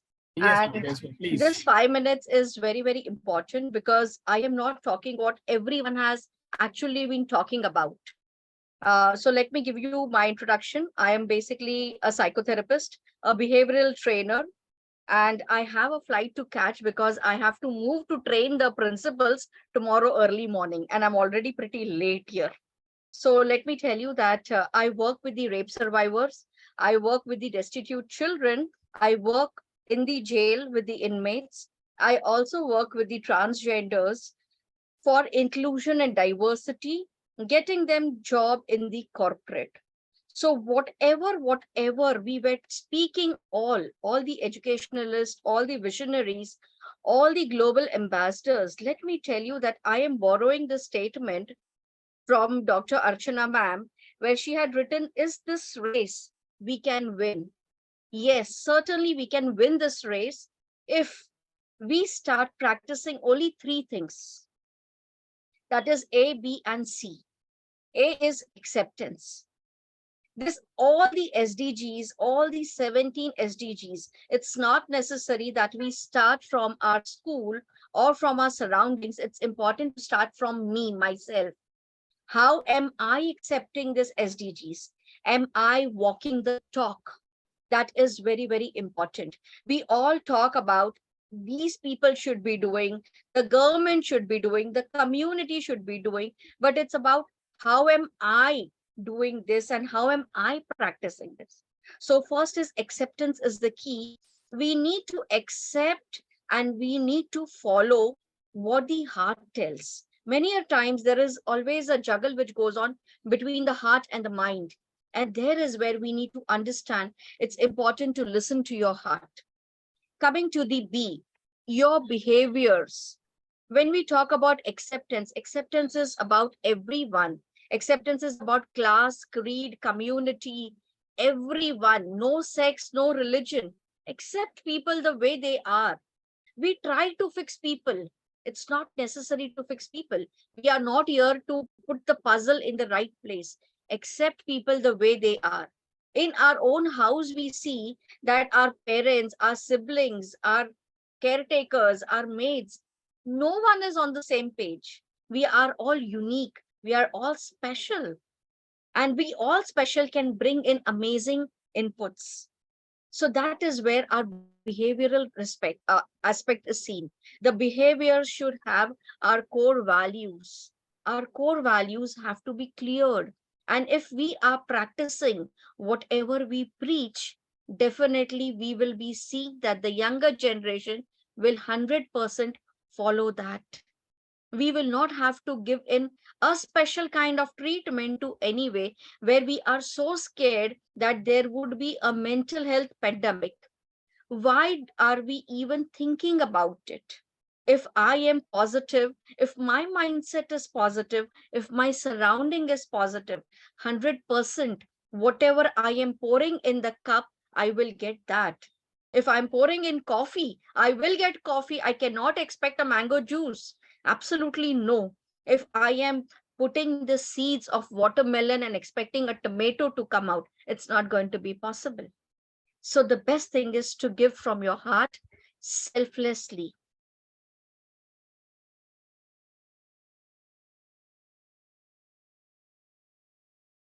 Level is deteriorating. Our patience level is coming very, very zero.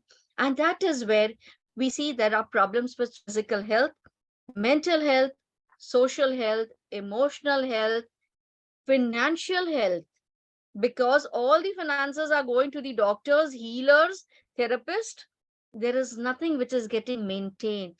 So I think if we just have this ABC and this entire race, we all can win when we have such amazing souls like Raja Rao sir is there, Caroline ma'am. I have been interacting with Caroline ma'am with couple of platforms we have shared together, and she's a beautiful soul.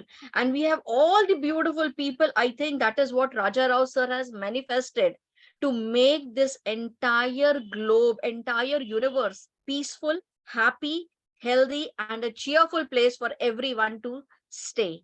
With this, I wrap up my 5 minutes. Thank you, sir, very, very much. Thank you, everyone. So let's remember our ABC, and this ABC allows us to be on this platform too. Thank you so much. Thank you so much, ma'am. That's so Thank you. amazing. I am humbled and I am honored. I am blessed. The words you mentioned at the end about me, really. Thank you so much, ma'am. No words to describe your service. Not for the speech, but for your services first. Yes. The areas that you have chosen, that is really remarkable and amazing, ma'am. The first impression you have created with your services, really, that's so amazing. Then coming to your speech, that's of course we can expect that. It's a fantastic. Thank you, ma'am, because you are close to reality. You are close to reality. You are close to people. You are close to society. That's why you are making all the difference. Thank you so much. Next, we invite our honorable guest, ma'am Iziama, ma'am. She is already out there. Dr. Iziama Esther Nimmadi, CEO, Mummy and iMedia. She is the management, education consultant, international keynote speaker. Over to you, Excellency. Thank you so much. Yes. Thank you. Thank you so much. I'm so happy to be here, Dr. Raja. Thank you so much, Dr. Caroline, rather. I really appreciate you, ma'am. I am happy to be here. And once again, we are discussing SDG 3, good health and well-being. And we all can attest that SDG 3 addresses different aspects of health. It talks about the reproductive health, the maternal health, the neonatal or newborn health, child and adolescent health, and it also talks about access to quality and affordable drugs and vaccine. So today, I will quickly talk about the maternal health. That's the maternal and neonatal health. That will be my focus for today's event. Let me quickly share my screen.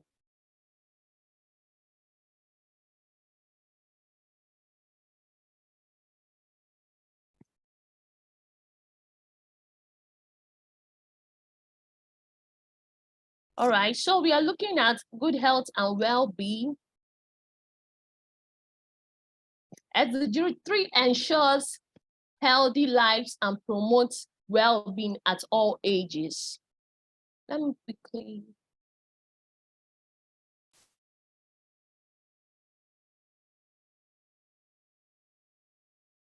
Like I said earlier in my introduction, SDG 3 addresses different topics, different aspects: reducing child and maternal mortalities, disease prevention, improved sanitation and hygiene, mental health, increased access for medical services, efficient funding for health system, helping with COVID-19. So I'll be focusing on the maternal health. World Health Organization made it known a woman dies of pregnancy-related causes every 2 minutes. Most of these deaths are preventable with the right care at the right time. Current evidences suggest that the high rate of maternal and neonatal mortality in most third world countries is linked to 3 forms of maternal delay proposed by Tedros and Marin. The first is delay in making decisions to seek maternal health care. The second is delay in locating and arriving at a medical facility. The third is delay in receiving skilled pregnancy care when the woman gets to the health facility. These are the three things that are linked to neonatal and maternal mortality rates in most third world countries. And why am I interested in this? This is one of the things we do in Mommy and I. We create information, we create awareness for women to know they need proper medical care, they need proper antenatal care during pregnancy, because the high rate of maternal mortality is alarming, and we need to create awareness so that people will take their health more seriously, especially pregnant women, because when you are pregnant, you are not just taking care of yourself, you are also taking care of your child. Your child depends on you. Your child is trusting you as the mother to take the right medical decisions so that the child can finally make it to planet Earth. So the child cannot think for itself. The child is depending on you to take the right decision. So if you as a mother is aware of the necessary things you need to do during the time of pregnancy through delivery, you will make sure you do those things, and definitely your childbearing process will be easier. A new global target for reducing maternal death. It stated that 216 women died for every 100,000 live births. That was in 2015. No woman should die in pregnancy and childbirth. How can women's lives be saved? Most maternal deaths are preventable, and as the healthcare solutions to prevent or manage complications are also well known. But the issue is a lot of women don't know all these things because we still have women who are not enlightened, who are not educated. And SDG 3, target 3.1, targets at reducing the global maternal mortality ratio to less than 70 per 100,000 live births. What is needed? What do we need to make this possible? We need political will and commitments. We need contraception and safe abortion services for countries that it is legal. We need strong health system with trained health workers and essential medicine. We need improved access to quality care before, during, and after childbirth. We need accountability. Every death must be accounted and its cost recorded, because if every death is accounted and its cost recorded, it will help us in knowing ways to prevent further occurrences. If we cannot trace the cause, it means it can still repeat itself again. Health and well-being, nutrition, education, water sanitation, and hygiene is very important during pregnancy and after, because it doesn't just end at the delivery of the baby. Even when the baby is delivered, the mother still needs to ensure that the right vaccine is taken, the right sanitation is put in place for the well-being of the baby to avoid infection and other forms of sepsis. Efforts to reach everyone everywhere should be made available. Here is a chart, a pie chart on causes of maternal deaths for complications. The hemorrhage is 20%, eclampsia or severe eclampsia, 20%, hemorrhage 27%, obstructed labor is 10%, sepsis is 24%, anemia is 27%, indirect causes such as HIV, tuberculosis, and malaria is 11%. Preventive and social measures. One of the preventive measures, early registration of pregnancy. Once a woman is pregnant, once a woman is is known to be pregnant, the woman should be encouraged to enroll for an antenatal care, because there are some things that may spring up in the course of pregnancy, such as blood pressure, anxiety disorder, and a lot of women don't even know these things happen. So every woman, and we should ensure that every woman around us takes proper antenatal care, at least 3 antenatal checkups. Dietary supplementation, including correction of anemia. You know, when you're pregnant, when you see a pregnant woman, you should ask certain questions if the woman is taking the right dietary supplement. It is important because you are not just eating for yourself. You are not taking these things for yourself. You are also taking these things for the baby. A lot of times you see women having deformed children, or maybe children with one deformation or the other, due to lack of certain important vitamins and minerals in the course of pregnancy. But if a woman is well informed and the right awareness is created, which is one of the things we do at Mommy and I, and that is why I'm so passionate about this topic. If you create the right awareness and women have this on their fingertips, that this is the right thing they are supposed to do in the course of pregnancy, you find out that we will have much healthier babies.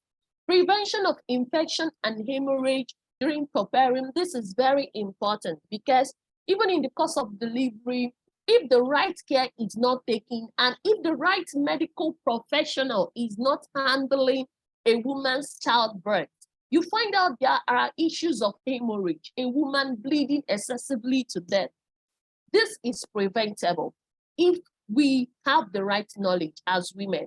We have prevention of complications such as eclampsia, malpresentation, ruptured uterus. All these things can be discovered in the course of antenatal care, because as a woman goes for antenatal care, the baby is checked. Is the baby okay? Is the position okay? And if there is anything that is not in place, it is well addressed before the woman finally gets to the delivery stage. Prevention of maternal mortality, non-health related issues. I've talked about the health related issues. So these are some of the non-health related strategies that can be put in place. One is poverty eradication. Because of poverty, some women cannot afford antenatal care. They give that as an excuse, and they cannot even afford their drugs. So if poverty is eradicated in the third world countries, you find out that more women will be able to afford the right antenatal care and take their supplements. We also have improvement of literacy. Like I already stated, if women are more informed, if women are more aware of the right things to do, you find out that they will take better care of themselves, because self-preservation is a form of self-care. If you are a woman and you are enlightened, you are a woman in the arena, aware, alert, and you know the right things to do, definitely you will take care of yourself and embrace self-preservation. Women empowerment measures should be increased. Thank you so much, Dr. Raja, because your platform has really created a lot of awareness on issues about health. And I really entire team of your organization for what you guys are doing, because it's amazing. And if we can continue like this, you find out that more women will be informed and more leaders will spread this message across several platforms. Thank you so much for having me. I had to quickly summarize because of our time. Fantastic, fantastic, Excellency. You have focused on a serious issue, an issue which has to be addressed. But for that, women should come forward. Women should come forward into politics. They have to, when women empowerment comes, who will empower women? That is the question. So, women should empower themselves. Women can empower themselves by becoming great politicians. Because here, whatever the topics you have mentioned, by creating awareness, we can solve so many problems. We can solve so many mothers' lives. Really, that's fantastic. Through preventive methods, the way you have presented, because it has many solutions. Thank you so much. Women should advance women should come into politics, and they have to make decisions. Because still I don't know about this issue. I know it minute level, but it had given a broader picture. Thank you, Dr. SDG, for the wonderful presentation you have given on a serious issue with a seriousness. Thank you so much. Now I invite our dear friend, Dr. Augusta Elizabeth Koroma from UK, Parish Councillor for Chartered Register, Kent, public health consultant, global speaker, author. She has been doing wonderful service through our organization, Sickle Cell. Dr. Augusta, are you there? Yes, she is there. Yes, I'm here. Can you hear me? Yes, perfect. Okay. A very welcome to everyone here today. It's an honor to be here today, and I'm so much happy to share this platform with all the distinguished guests. Thank you so much, Dr. Raja, for having me today, all the way from the United Kingdom. If I can share my slides.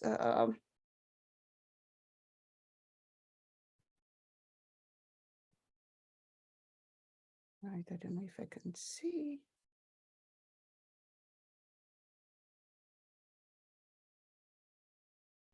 Yes, you can share. Right, I'm just trying to share. Right.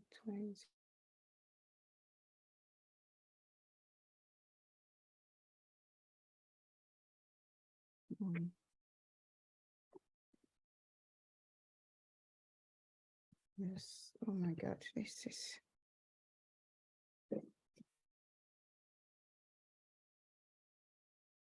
Okay. Just.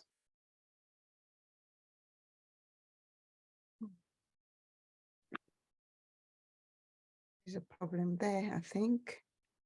I'm just finding it difficult to share my slides at the moment.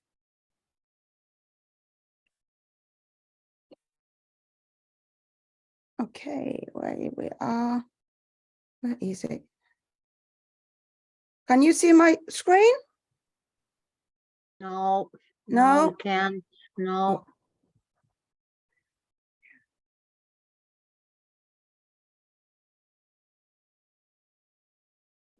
Right, sorry about that.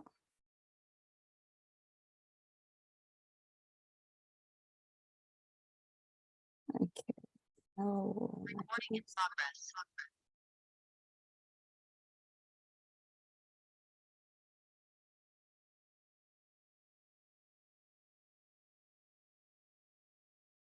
No, there is it.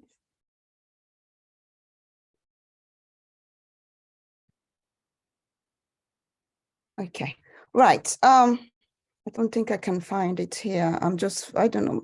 I'm just finding it a bit difficult to must apologize to get my screen into place. But it's a pleasure of having me here today.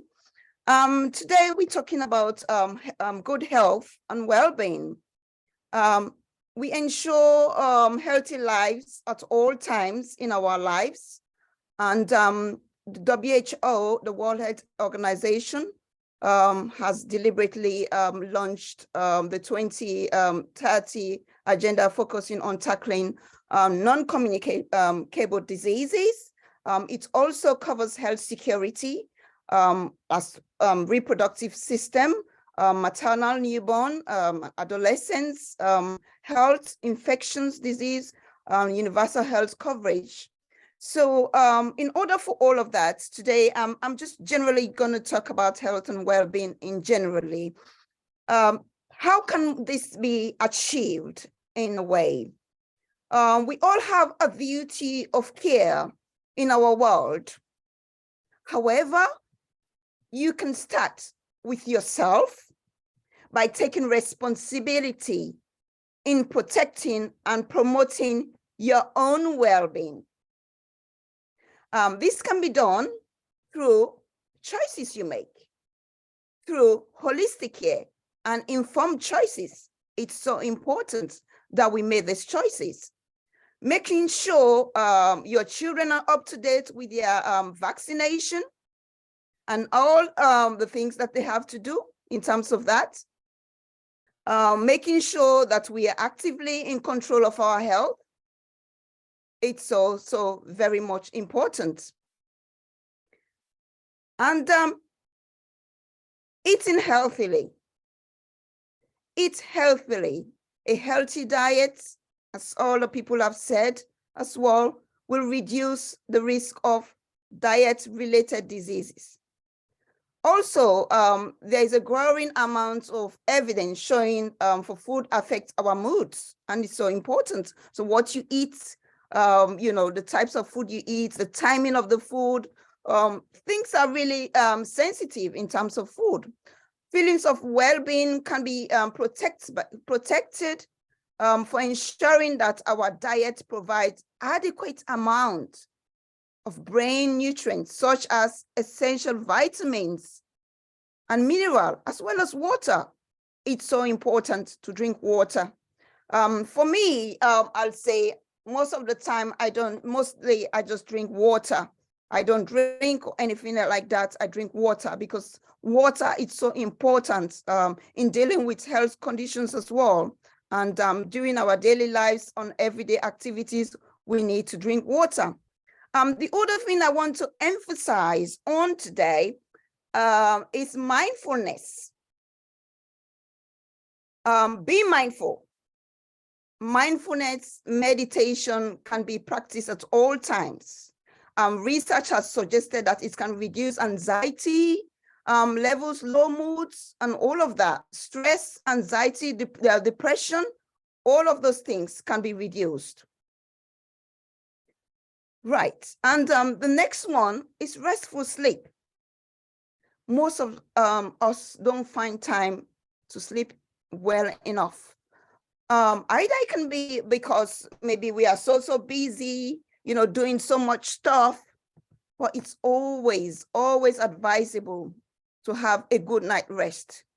Find time to sleep, get enough rest during the day or during the night. If you're working at night, make sure when you come at home, you rest, you make sure you sleep, have enough sleep, because it's so important that we sleep.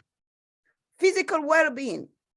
Physical well-being, for me, what I do always, I do a lot of exercise in the morning, like in terms of walking around, because I live in a neighborhood where it's really fresh and greenery. So I do my walking exercise every day because I want to feel my heartbeats. I want to feel my heartbeat. I want to feel energized in a way. So make sure physical wellness is the ability to maintain a quality of life that allows you to get in a most better way, in a way. So it's so important that we do physical exercise in terms of either you go to the gym, different places that you can do that will help in terms of that. So, and what are I've got few 8 dimensions of wellness. We have the emotional wellness with the physical I've just spoken about, the intellectual wellness, which I believe somebody spoke about as well, spiritual wellness. Spirituality can derive from beliefs, our faith, and values, ethics, or morals, principles that provides purpose and direction in our lives. A healthy spirit helps us to remain resilient and better prepared to face life's challenges. So it's, things are so, sometimes you can be very depressed in a way. So, so whatever your faith is really in terms of spirituality, I'm a Christian. So in most of the time, if I am facing difficult situations and all of that, I pray daily. I pray, daily in terms of my prayers, and it works for me. And so you do whatever works for you. But spirituality is so much important. Is wisdom and clarity of visions. It gives you so much focused in a way, in a mind-blowing testimony sometimes when you do engage in terms of spirituality. Emotional well-being. which I have touched in a way, emotional well-being, making sure that you're not stressed.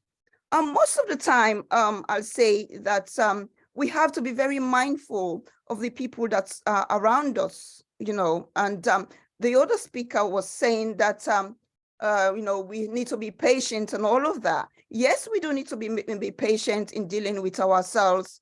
And most of the time, what I always say to even my children, it's so wise to stay away from anger. Anger is a very bad spirit. And whatever life throws at you, make sure you deal with the situation. It's how you react to certain things that we create, depression, that we create anger, that we create anxiety. So whatever, whatever way you find yourself in life, try and find a solution that will ease the tension, will stay away from anger. And really, what I would say, we must all learn to live with each other, all of us here, because diversity brings beauty. It's so important that we tend to behaviors, behavioral health in public health is one of the major issues that is always raised, how we relate to one another, because it's all parts of health and well-being, how we speak to one another, how we talk to one another, how we interpret things, how we perceive things, in terms of, judging others in our lives. We need to accommodate certain things. So it's very, very important for us to look at these things and narrate it in a better way. And so today, and I know I have 5 minutes presentation, which I'm trying to juggle around to finish as much as possible. The intellectual well-being, which we are doing right here today, in terms of intellecting with each other, talking about the SDG goals and interacting with all of us here today. So it's really important that we get on things and all of that. Therapeutic care, most of you, some of you don't know, if you know, you have time to do some things in terms of emotional care, in terms of therapeutic care. So today, I just want to thank you all for listening today with a short speech from here, all the way from the United Kingdom. Thankful to everybody here present and to Raj. God bless you all. Thank you so much. Thank you so much, Excellency. That's fantastic, amazing. Now I invite Hediana Devi Nirvika, an entrepreneur, NLP master practitioner, ACT therapist, REBT therapist, and mental health advocate. Hediana ji, over to you. Hello, good morning, good afternoon, and good evening to everyone. First of all, my deepest gratitude to Raja Rosa, Caroline Mom, and Vishwa Humanity United International Royal Council for organizing this World Peace Summit, and also all guest speakers. So we have heard all the amazing presentation and speech from chief guests and also the previous speakers. And today my presentation is not going to be each target point of SDG 3. Set by United Nations, but how in general we can achieve the good health and well-being. So now please allow me to share my screen.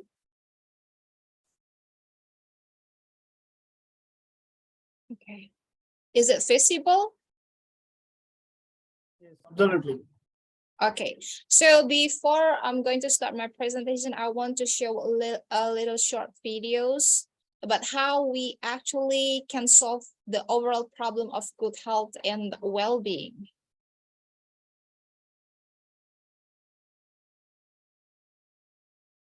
When you feel off, turn your body on. Lift, run, train. When you overthink, turn your body off. Sit, journal, meditate. Your body isn't just a home, it's a vehicle. Use it to change yourself physically and mentally. So we are here in order to achieve good health and well-being. We have to be able to do skills such as on and off our body, because sometimes our body needs to be on and sometimes we need to be off, because yeah, we have so many activities in our daily basis, so we have to understand it. And yeah, next is benefits of well-being. I think the previous speakers already mentioned how it can be beneficial for our physical health, mental health, and even social connection.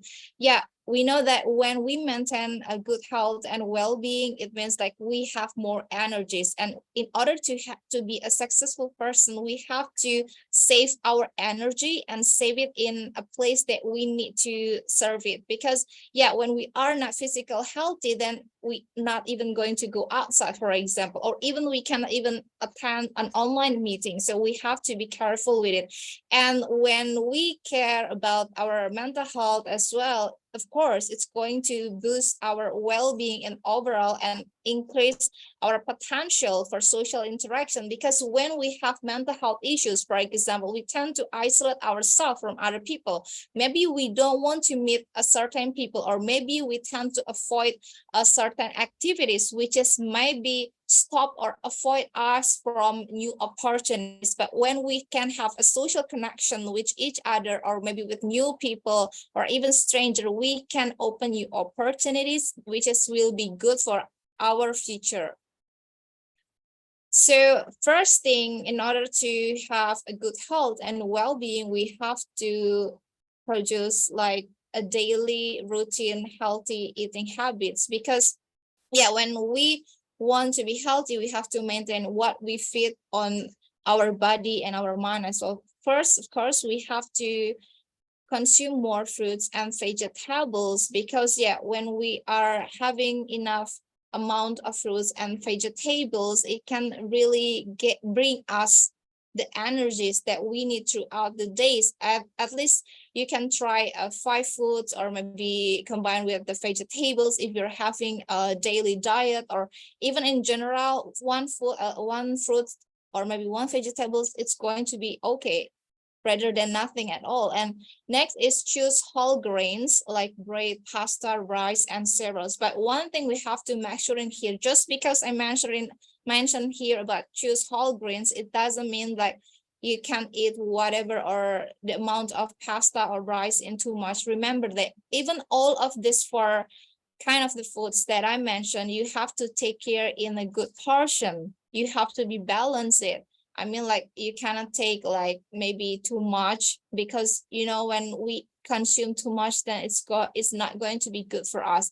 Next is, I think we have to avoid too much processed foods such as cookies, chips, or maybe any kind of sugary drinks, because yeah, it can really limit our bodies in certain level. And instead you can choose like more fresh fruit, vegetables, whole grains, or even proteins. And last one is choose lean proteins such as chicken, fish, tofu, or even beans and lentils, because yeah, it can really give you calories, but not in a high level of calories, but they also provide so much nutrition that your body needs in order to really finish your daily activities.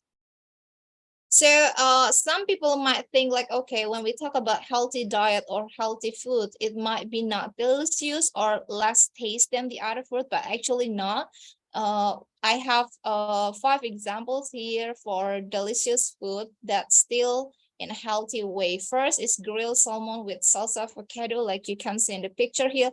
Actually, it's not supposed to be with avocado salsa. In general, grilled salmon is always healthy and easy to serve. Next week, we also have lentil soup or even quinoa salad that can be easily served at home. Or you can try to make fruit smoothie that I think many people like it, or even Greek yogurt parfait.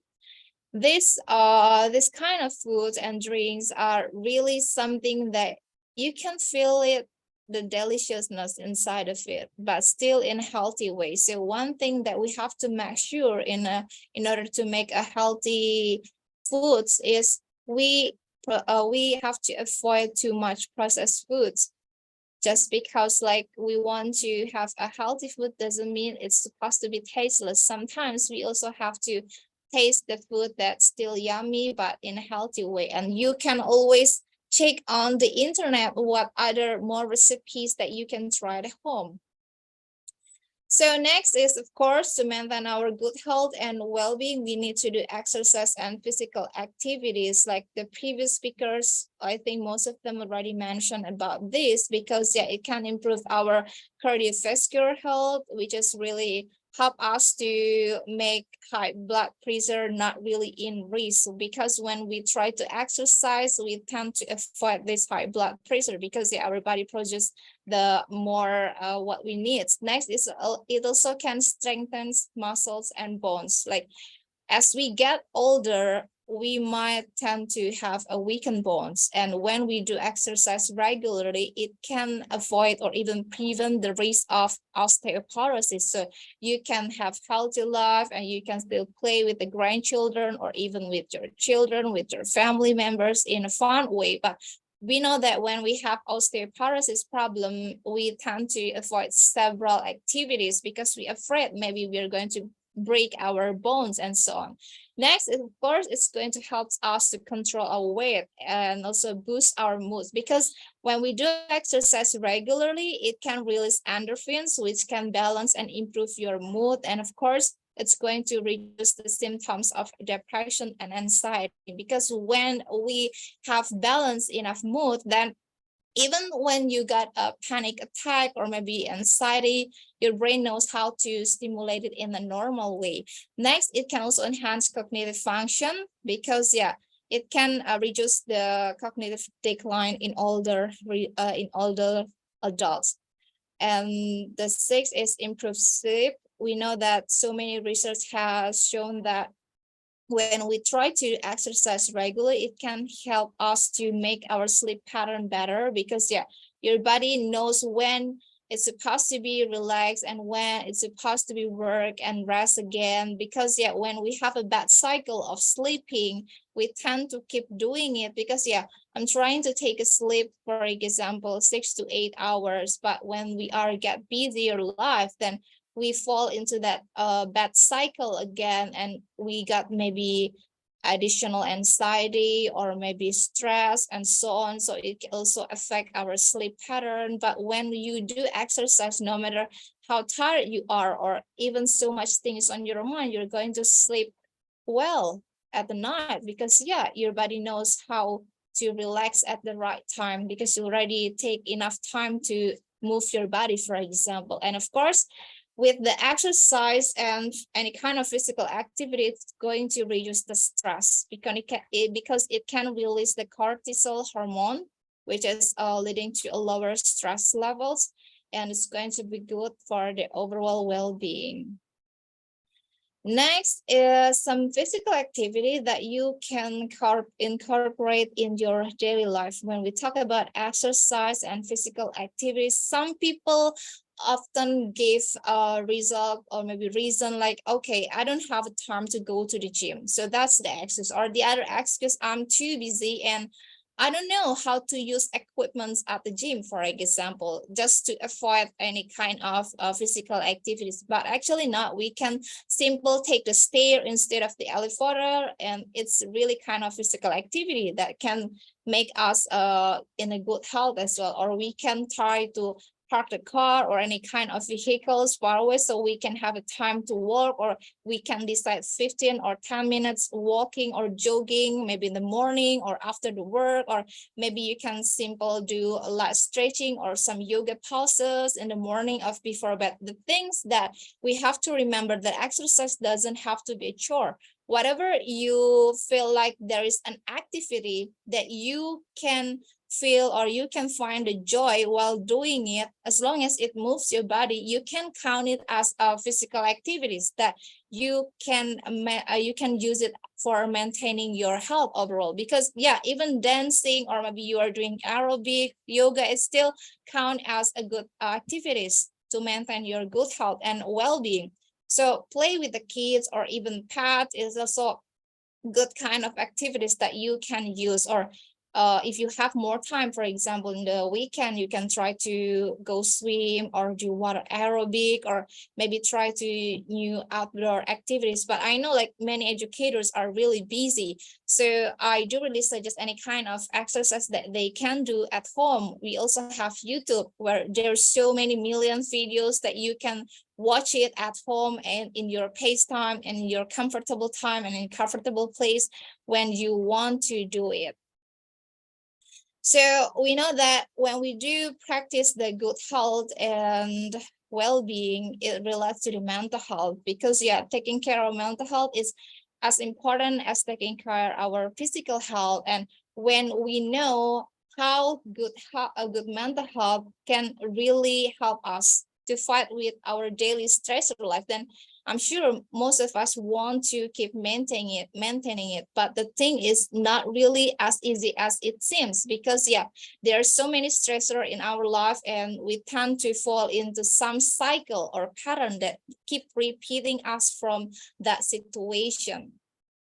So when we talk about mental health issues related to good health and well-being, so many people really face stress and anxiety because of so many stressors in their life, or maybe even some kind of fear that they have created in just their mind. So like the previous speakers already mentioned about mindfulness, it's really great tool that we can try at home, because it's simple practicing in the present moment without judgment, because some people really not be able to be present. I mean, like our body in here, but our mind is go anywhere we don't know. So we can try to do meditation or deep breathing exercise to help calm your mind. So many people has misconcept about the meditation, like all religions suggest to do praying to address what we want to the God, or maybe to just to appreciate, or maybe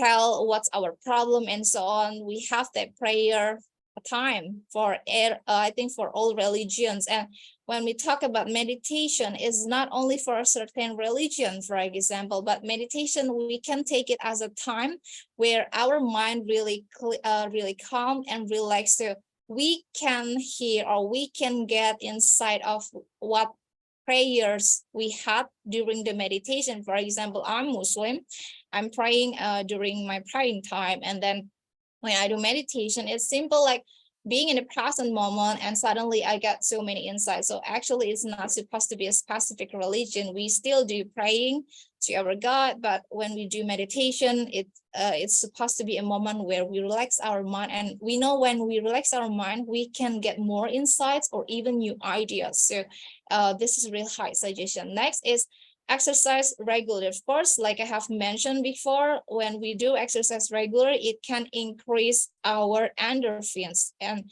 it can also release the cortisol as well. So we do really need to do exercise regularly. But even though I put in here at least do 30 minutes of moderate exercise, it doesn't supposed to be a whole 30 minutes. Let's say you are super busy person, you can take 15 minutes in the morning and 15 minutes before you go to the bed. So don't make it complicated, because exercise doesn't to be a chore, or just because it seems like difficult, it doesn't mean that you have to do in a difficult way. Okay, next is get enough sleep. Like Professor Augusta already mentioned about it, like we need really a good sleep, because when we lack of sleep, we lose our concentration, that will simply ruin our day. So next, we can also connect with others. So when we have someone else, like say our support system, then we can help manage our stress and anxiety in much better. Because let's say we have a group of couple people who wants to listen to our problem, or maybe who keep sharing stories and let us motivate ourselves by simple listening and sharing the stories, because not all people have anxiety and stress want other people to solve their problems. Sometimes they just need someone to listen to them. Okay, next is practice self-care. When we talk about practice self-care, it doesn't supposed to be a fancy thing. Just simple, find something that you feel you are enjoy while doing it. Maybe it can be reading a book, taking a bubble bath, or simple listening to music. Do whatever you like. and being present while doing it. And when we talk about healthy foods and or maybe healthy habit eating, we also have to consider about mindful eating, which means that we have to be in the present moments while eating. Because I know, like, nowadays, even me myself, I honestly feel like sometimes I'm not mindful eating. We are eating, but we are talking about the social media, or maybe we are busy taking pictures, or maybe we are simple judge about something else while eating. So we are not fully enjoy the foods that we are eating. So that's the thing that we have to maintain as well. Because sometimes when we are not fully understand about it, we tend to be not grateful enough for what we have. Next, that really important, I think, is limit exposure to news and social media, because we live in social media age, and we know that some people posted their achievement. For example, if you are not in a good day, and if you feel like you are in a happy day, you already feel so tired after a whole day activities, and you see maybe other people post about something that you have desired since a long time, then maybe you can tend to be jealous, or maybe don't like it, or just give you additional stress and anxiety. So you have to limit the screen time, both on social media, on the phone, or even on the laptop or computer, because just to avoid additional stress. Because when we see so many great things from other people, sometimes when we see it in the good mood or in a good condition, then we can accept it. But when we are in a tired condition, not all people can accept it. So we also have to understand ourselves when we want to jump into it, or when we have to take ourselves from it. So we are not going to get overwhelmed by spending time too much on the screen or on social media. So in conclusion, maintaining good health and well-being is essential for living a fulfilling life. So when we can prioritize our physical and mental health, it means that we can also improve our quality of life, increase our productivity, and reduce the risk of chronic illnesses. Because one thing that we have to remember, that no matter how small the change in your life that you make it in daily, it still can make a good impact if you count it later in the day. So you have to appreciate yourself, no matter how small progress that you have made during the day.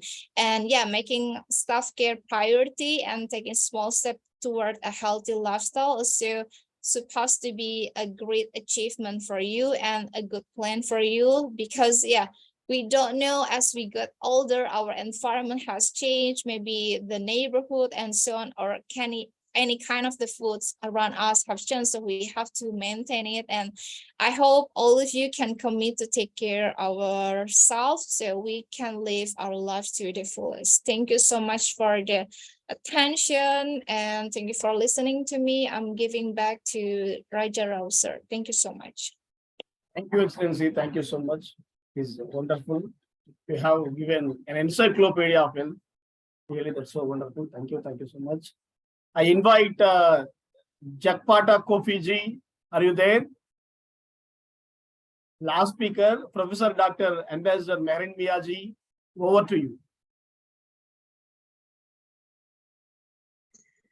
Thank you so much, my dear Honorable Dr. Raja Rao, and to Dr. Caroline. I have to first give gratitude to both of you for allowing us all to be on the platform today and to be speaking about such important topics throughout the summit. Thank you to everyone who's also on the platform still. Many takeaways from so many people. So whomever is listening, good afternoon, good evening, and good morning to every one of you. I greet you all in the universal greeting of peace and blessings. It's lovely to see many of my fellow colleagues and speakers, Professor Nada, Sister Hardiana, and everyone else that's here. Thank you so much for being here as well. Topic today, so many takeaways, so many takeaways. And I know everyone is tired. So being the last speaker, I'm not going to want to actually summarize everybody's points and go over the same thing again. But I would like to just leave with a few questions, I think, for most of us who are on the panel that are educationists, and for everyone else who is actually listening to us later on, these are questions that I'm going to pose to you as opposed to giving you just answers about everything. I think many of the speakers so far have given you many answers to many things already, but I'm going to give you a couple of questions that I will leave with you that you would need to actually sit and decipher for yourself. The first is, if you have to look at this SDG we're talking about today, which is the good health and well-being. This is, of course, for humanity, not just any specific areas or any specific targets. There's many targets to the SDG, yes, but not any specific target group. But if you look at just those words alone, every individual that is listening to us right now, what do you define as good? What does good even mean to you? And when you look at the word health, what does that mean for you? If somebody talks about health, what are they defining for you? In most of the talks of today, I've heard lots of us correlate and bring together the fact that the mental health, physical health, emotional health, economical health, all of these things are joined together to holistically give you good health. But every individual out there will define this for themselves maybe differently. So this is why I pose that question to you. What for you is good and what for you is health? And then, of course, what exactly does well-being mean to every single person who's listening to us? What is wellness of your being? And if you are an individual out there, ask yourself to assess you right now. Leave humanity, leave community, and just think about you as an individual right now. And if you ask yourself the question, what about my wellness of my being? Do I need to change for me to actually give myself good health? And when you can answer that for yourself first, then you will be able to answer, how can I really make a difference in assessing the target areas for this SDG to make sure I can effect change to my community? So in essence, what I'm saying is it starts with each one of us. Every single one of us needs to first do that assessment, that awareness on ourselves, on what is good health, what exactly are we meaning by our well-being, what needs to change about that for us to bring effective change for us first. That change begins with each one of us, and that change you bring to yourself is what will be the catalyst effect for good health and well-being for those around you. So it starts with you, it starts within your family. That grows your community, that grows the society, that society grows a nation, but it starts with one. So remember that this good health and well-being is essential, yes. But when I spoke of the awareness right now, it's very, very closely linked to what many of the speakers have spoken about regarding mindfulness and the mindset. And what exactly is that?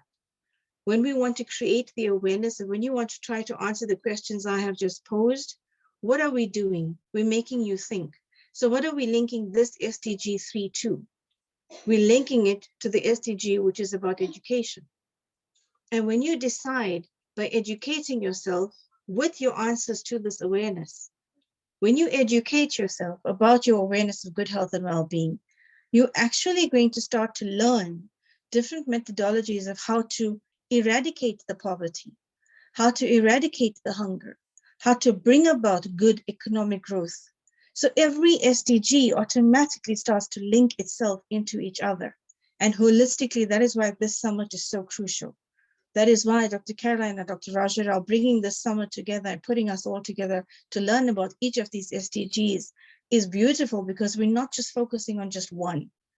If we, at the end of this, link each of them into each other, we will understand how mindfulness, learning about it, creating this awareness is crucial for us to actually get the target to 2030 reached, because we are very, very far off from that, even though we have the 7 years.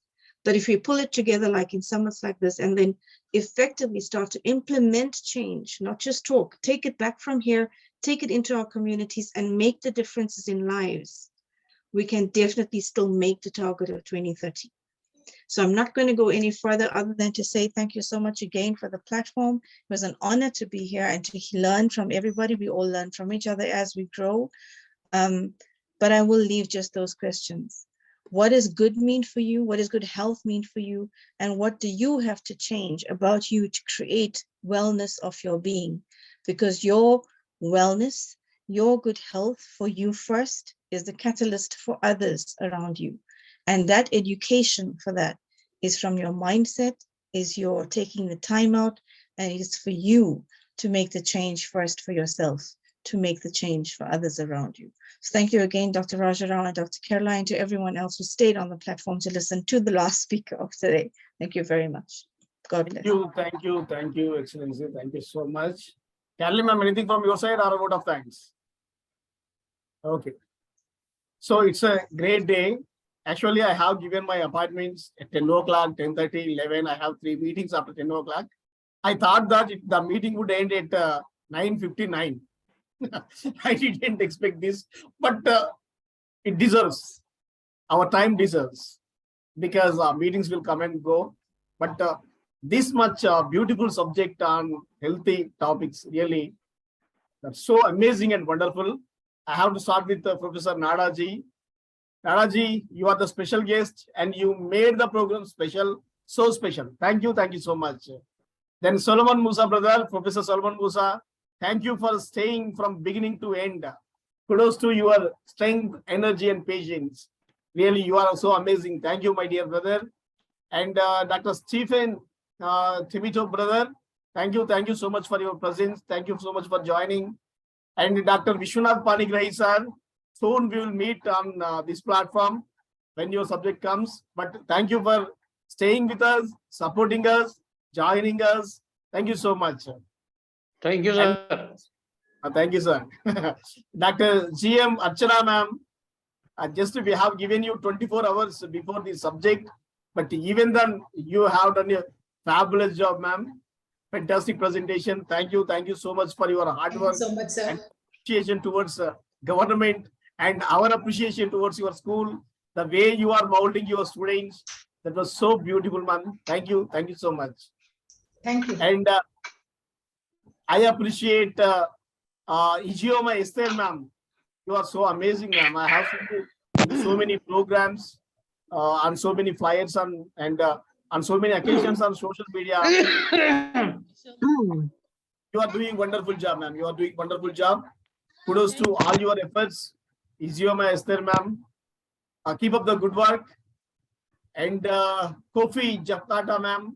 Thank you so much. And Hediana, ma'am. You have 2 fans in my house. My elder son Prince and Jason, they follow all your videos. You make beautiful videos on several aspects. They like it very much. They follow you always. And thank you for the elaborated. That's why I say today you are the encyclopedia. You have begun A and ended Z. That's really awesome. Thank you so much, ma'am. And Meherin Mia, ma'am, you have given a great ending. The ending which deserves this program, because you have covered almost all into, you must have put all ingredients into it and made a wonderful recipe at the end. Thank you, ma'am. Thank you so much.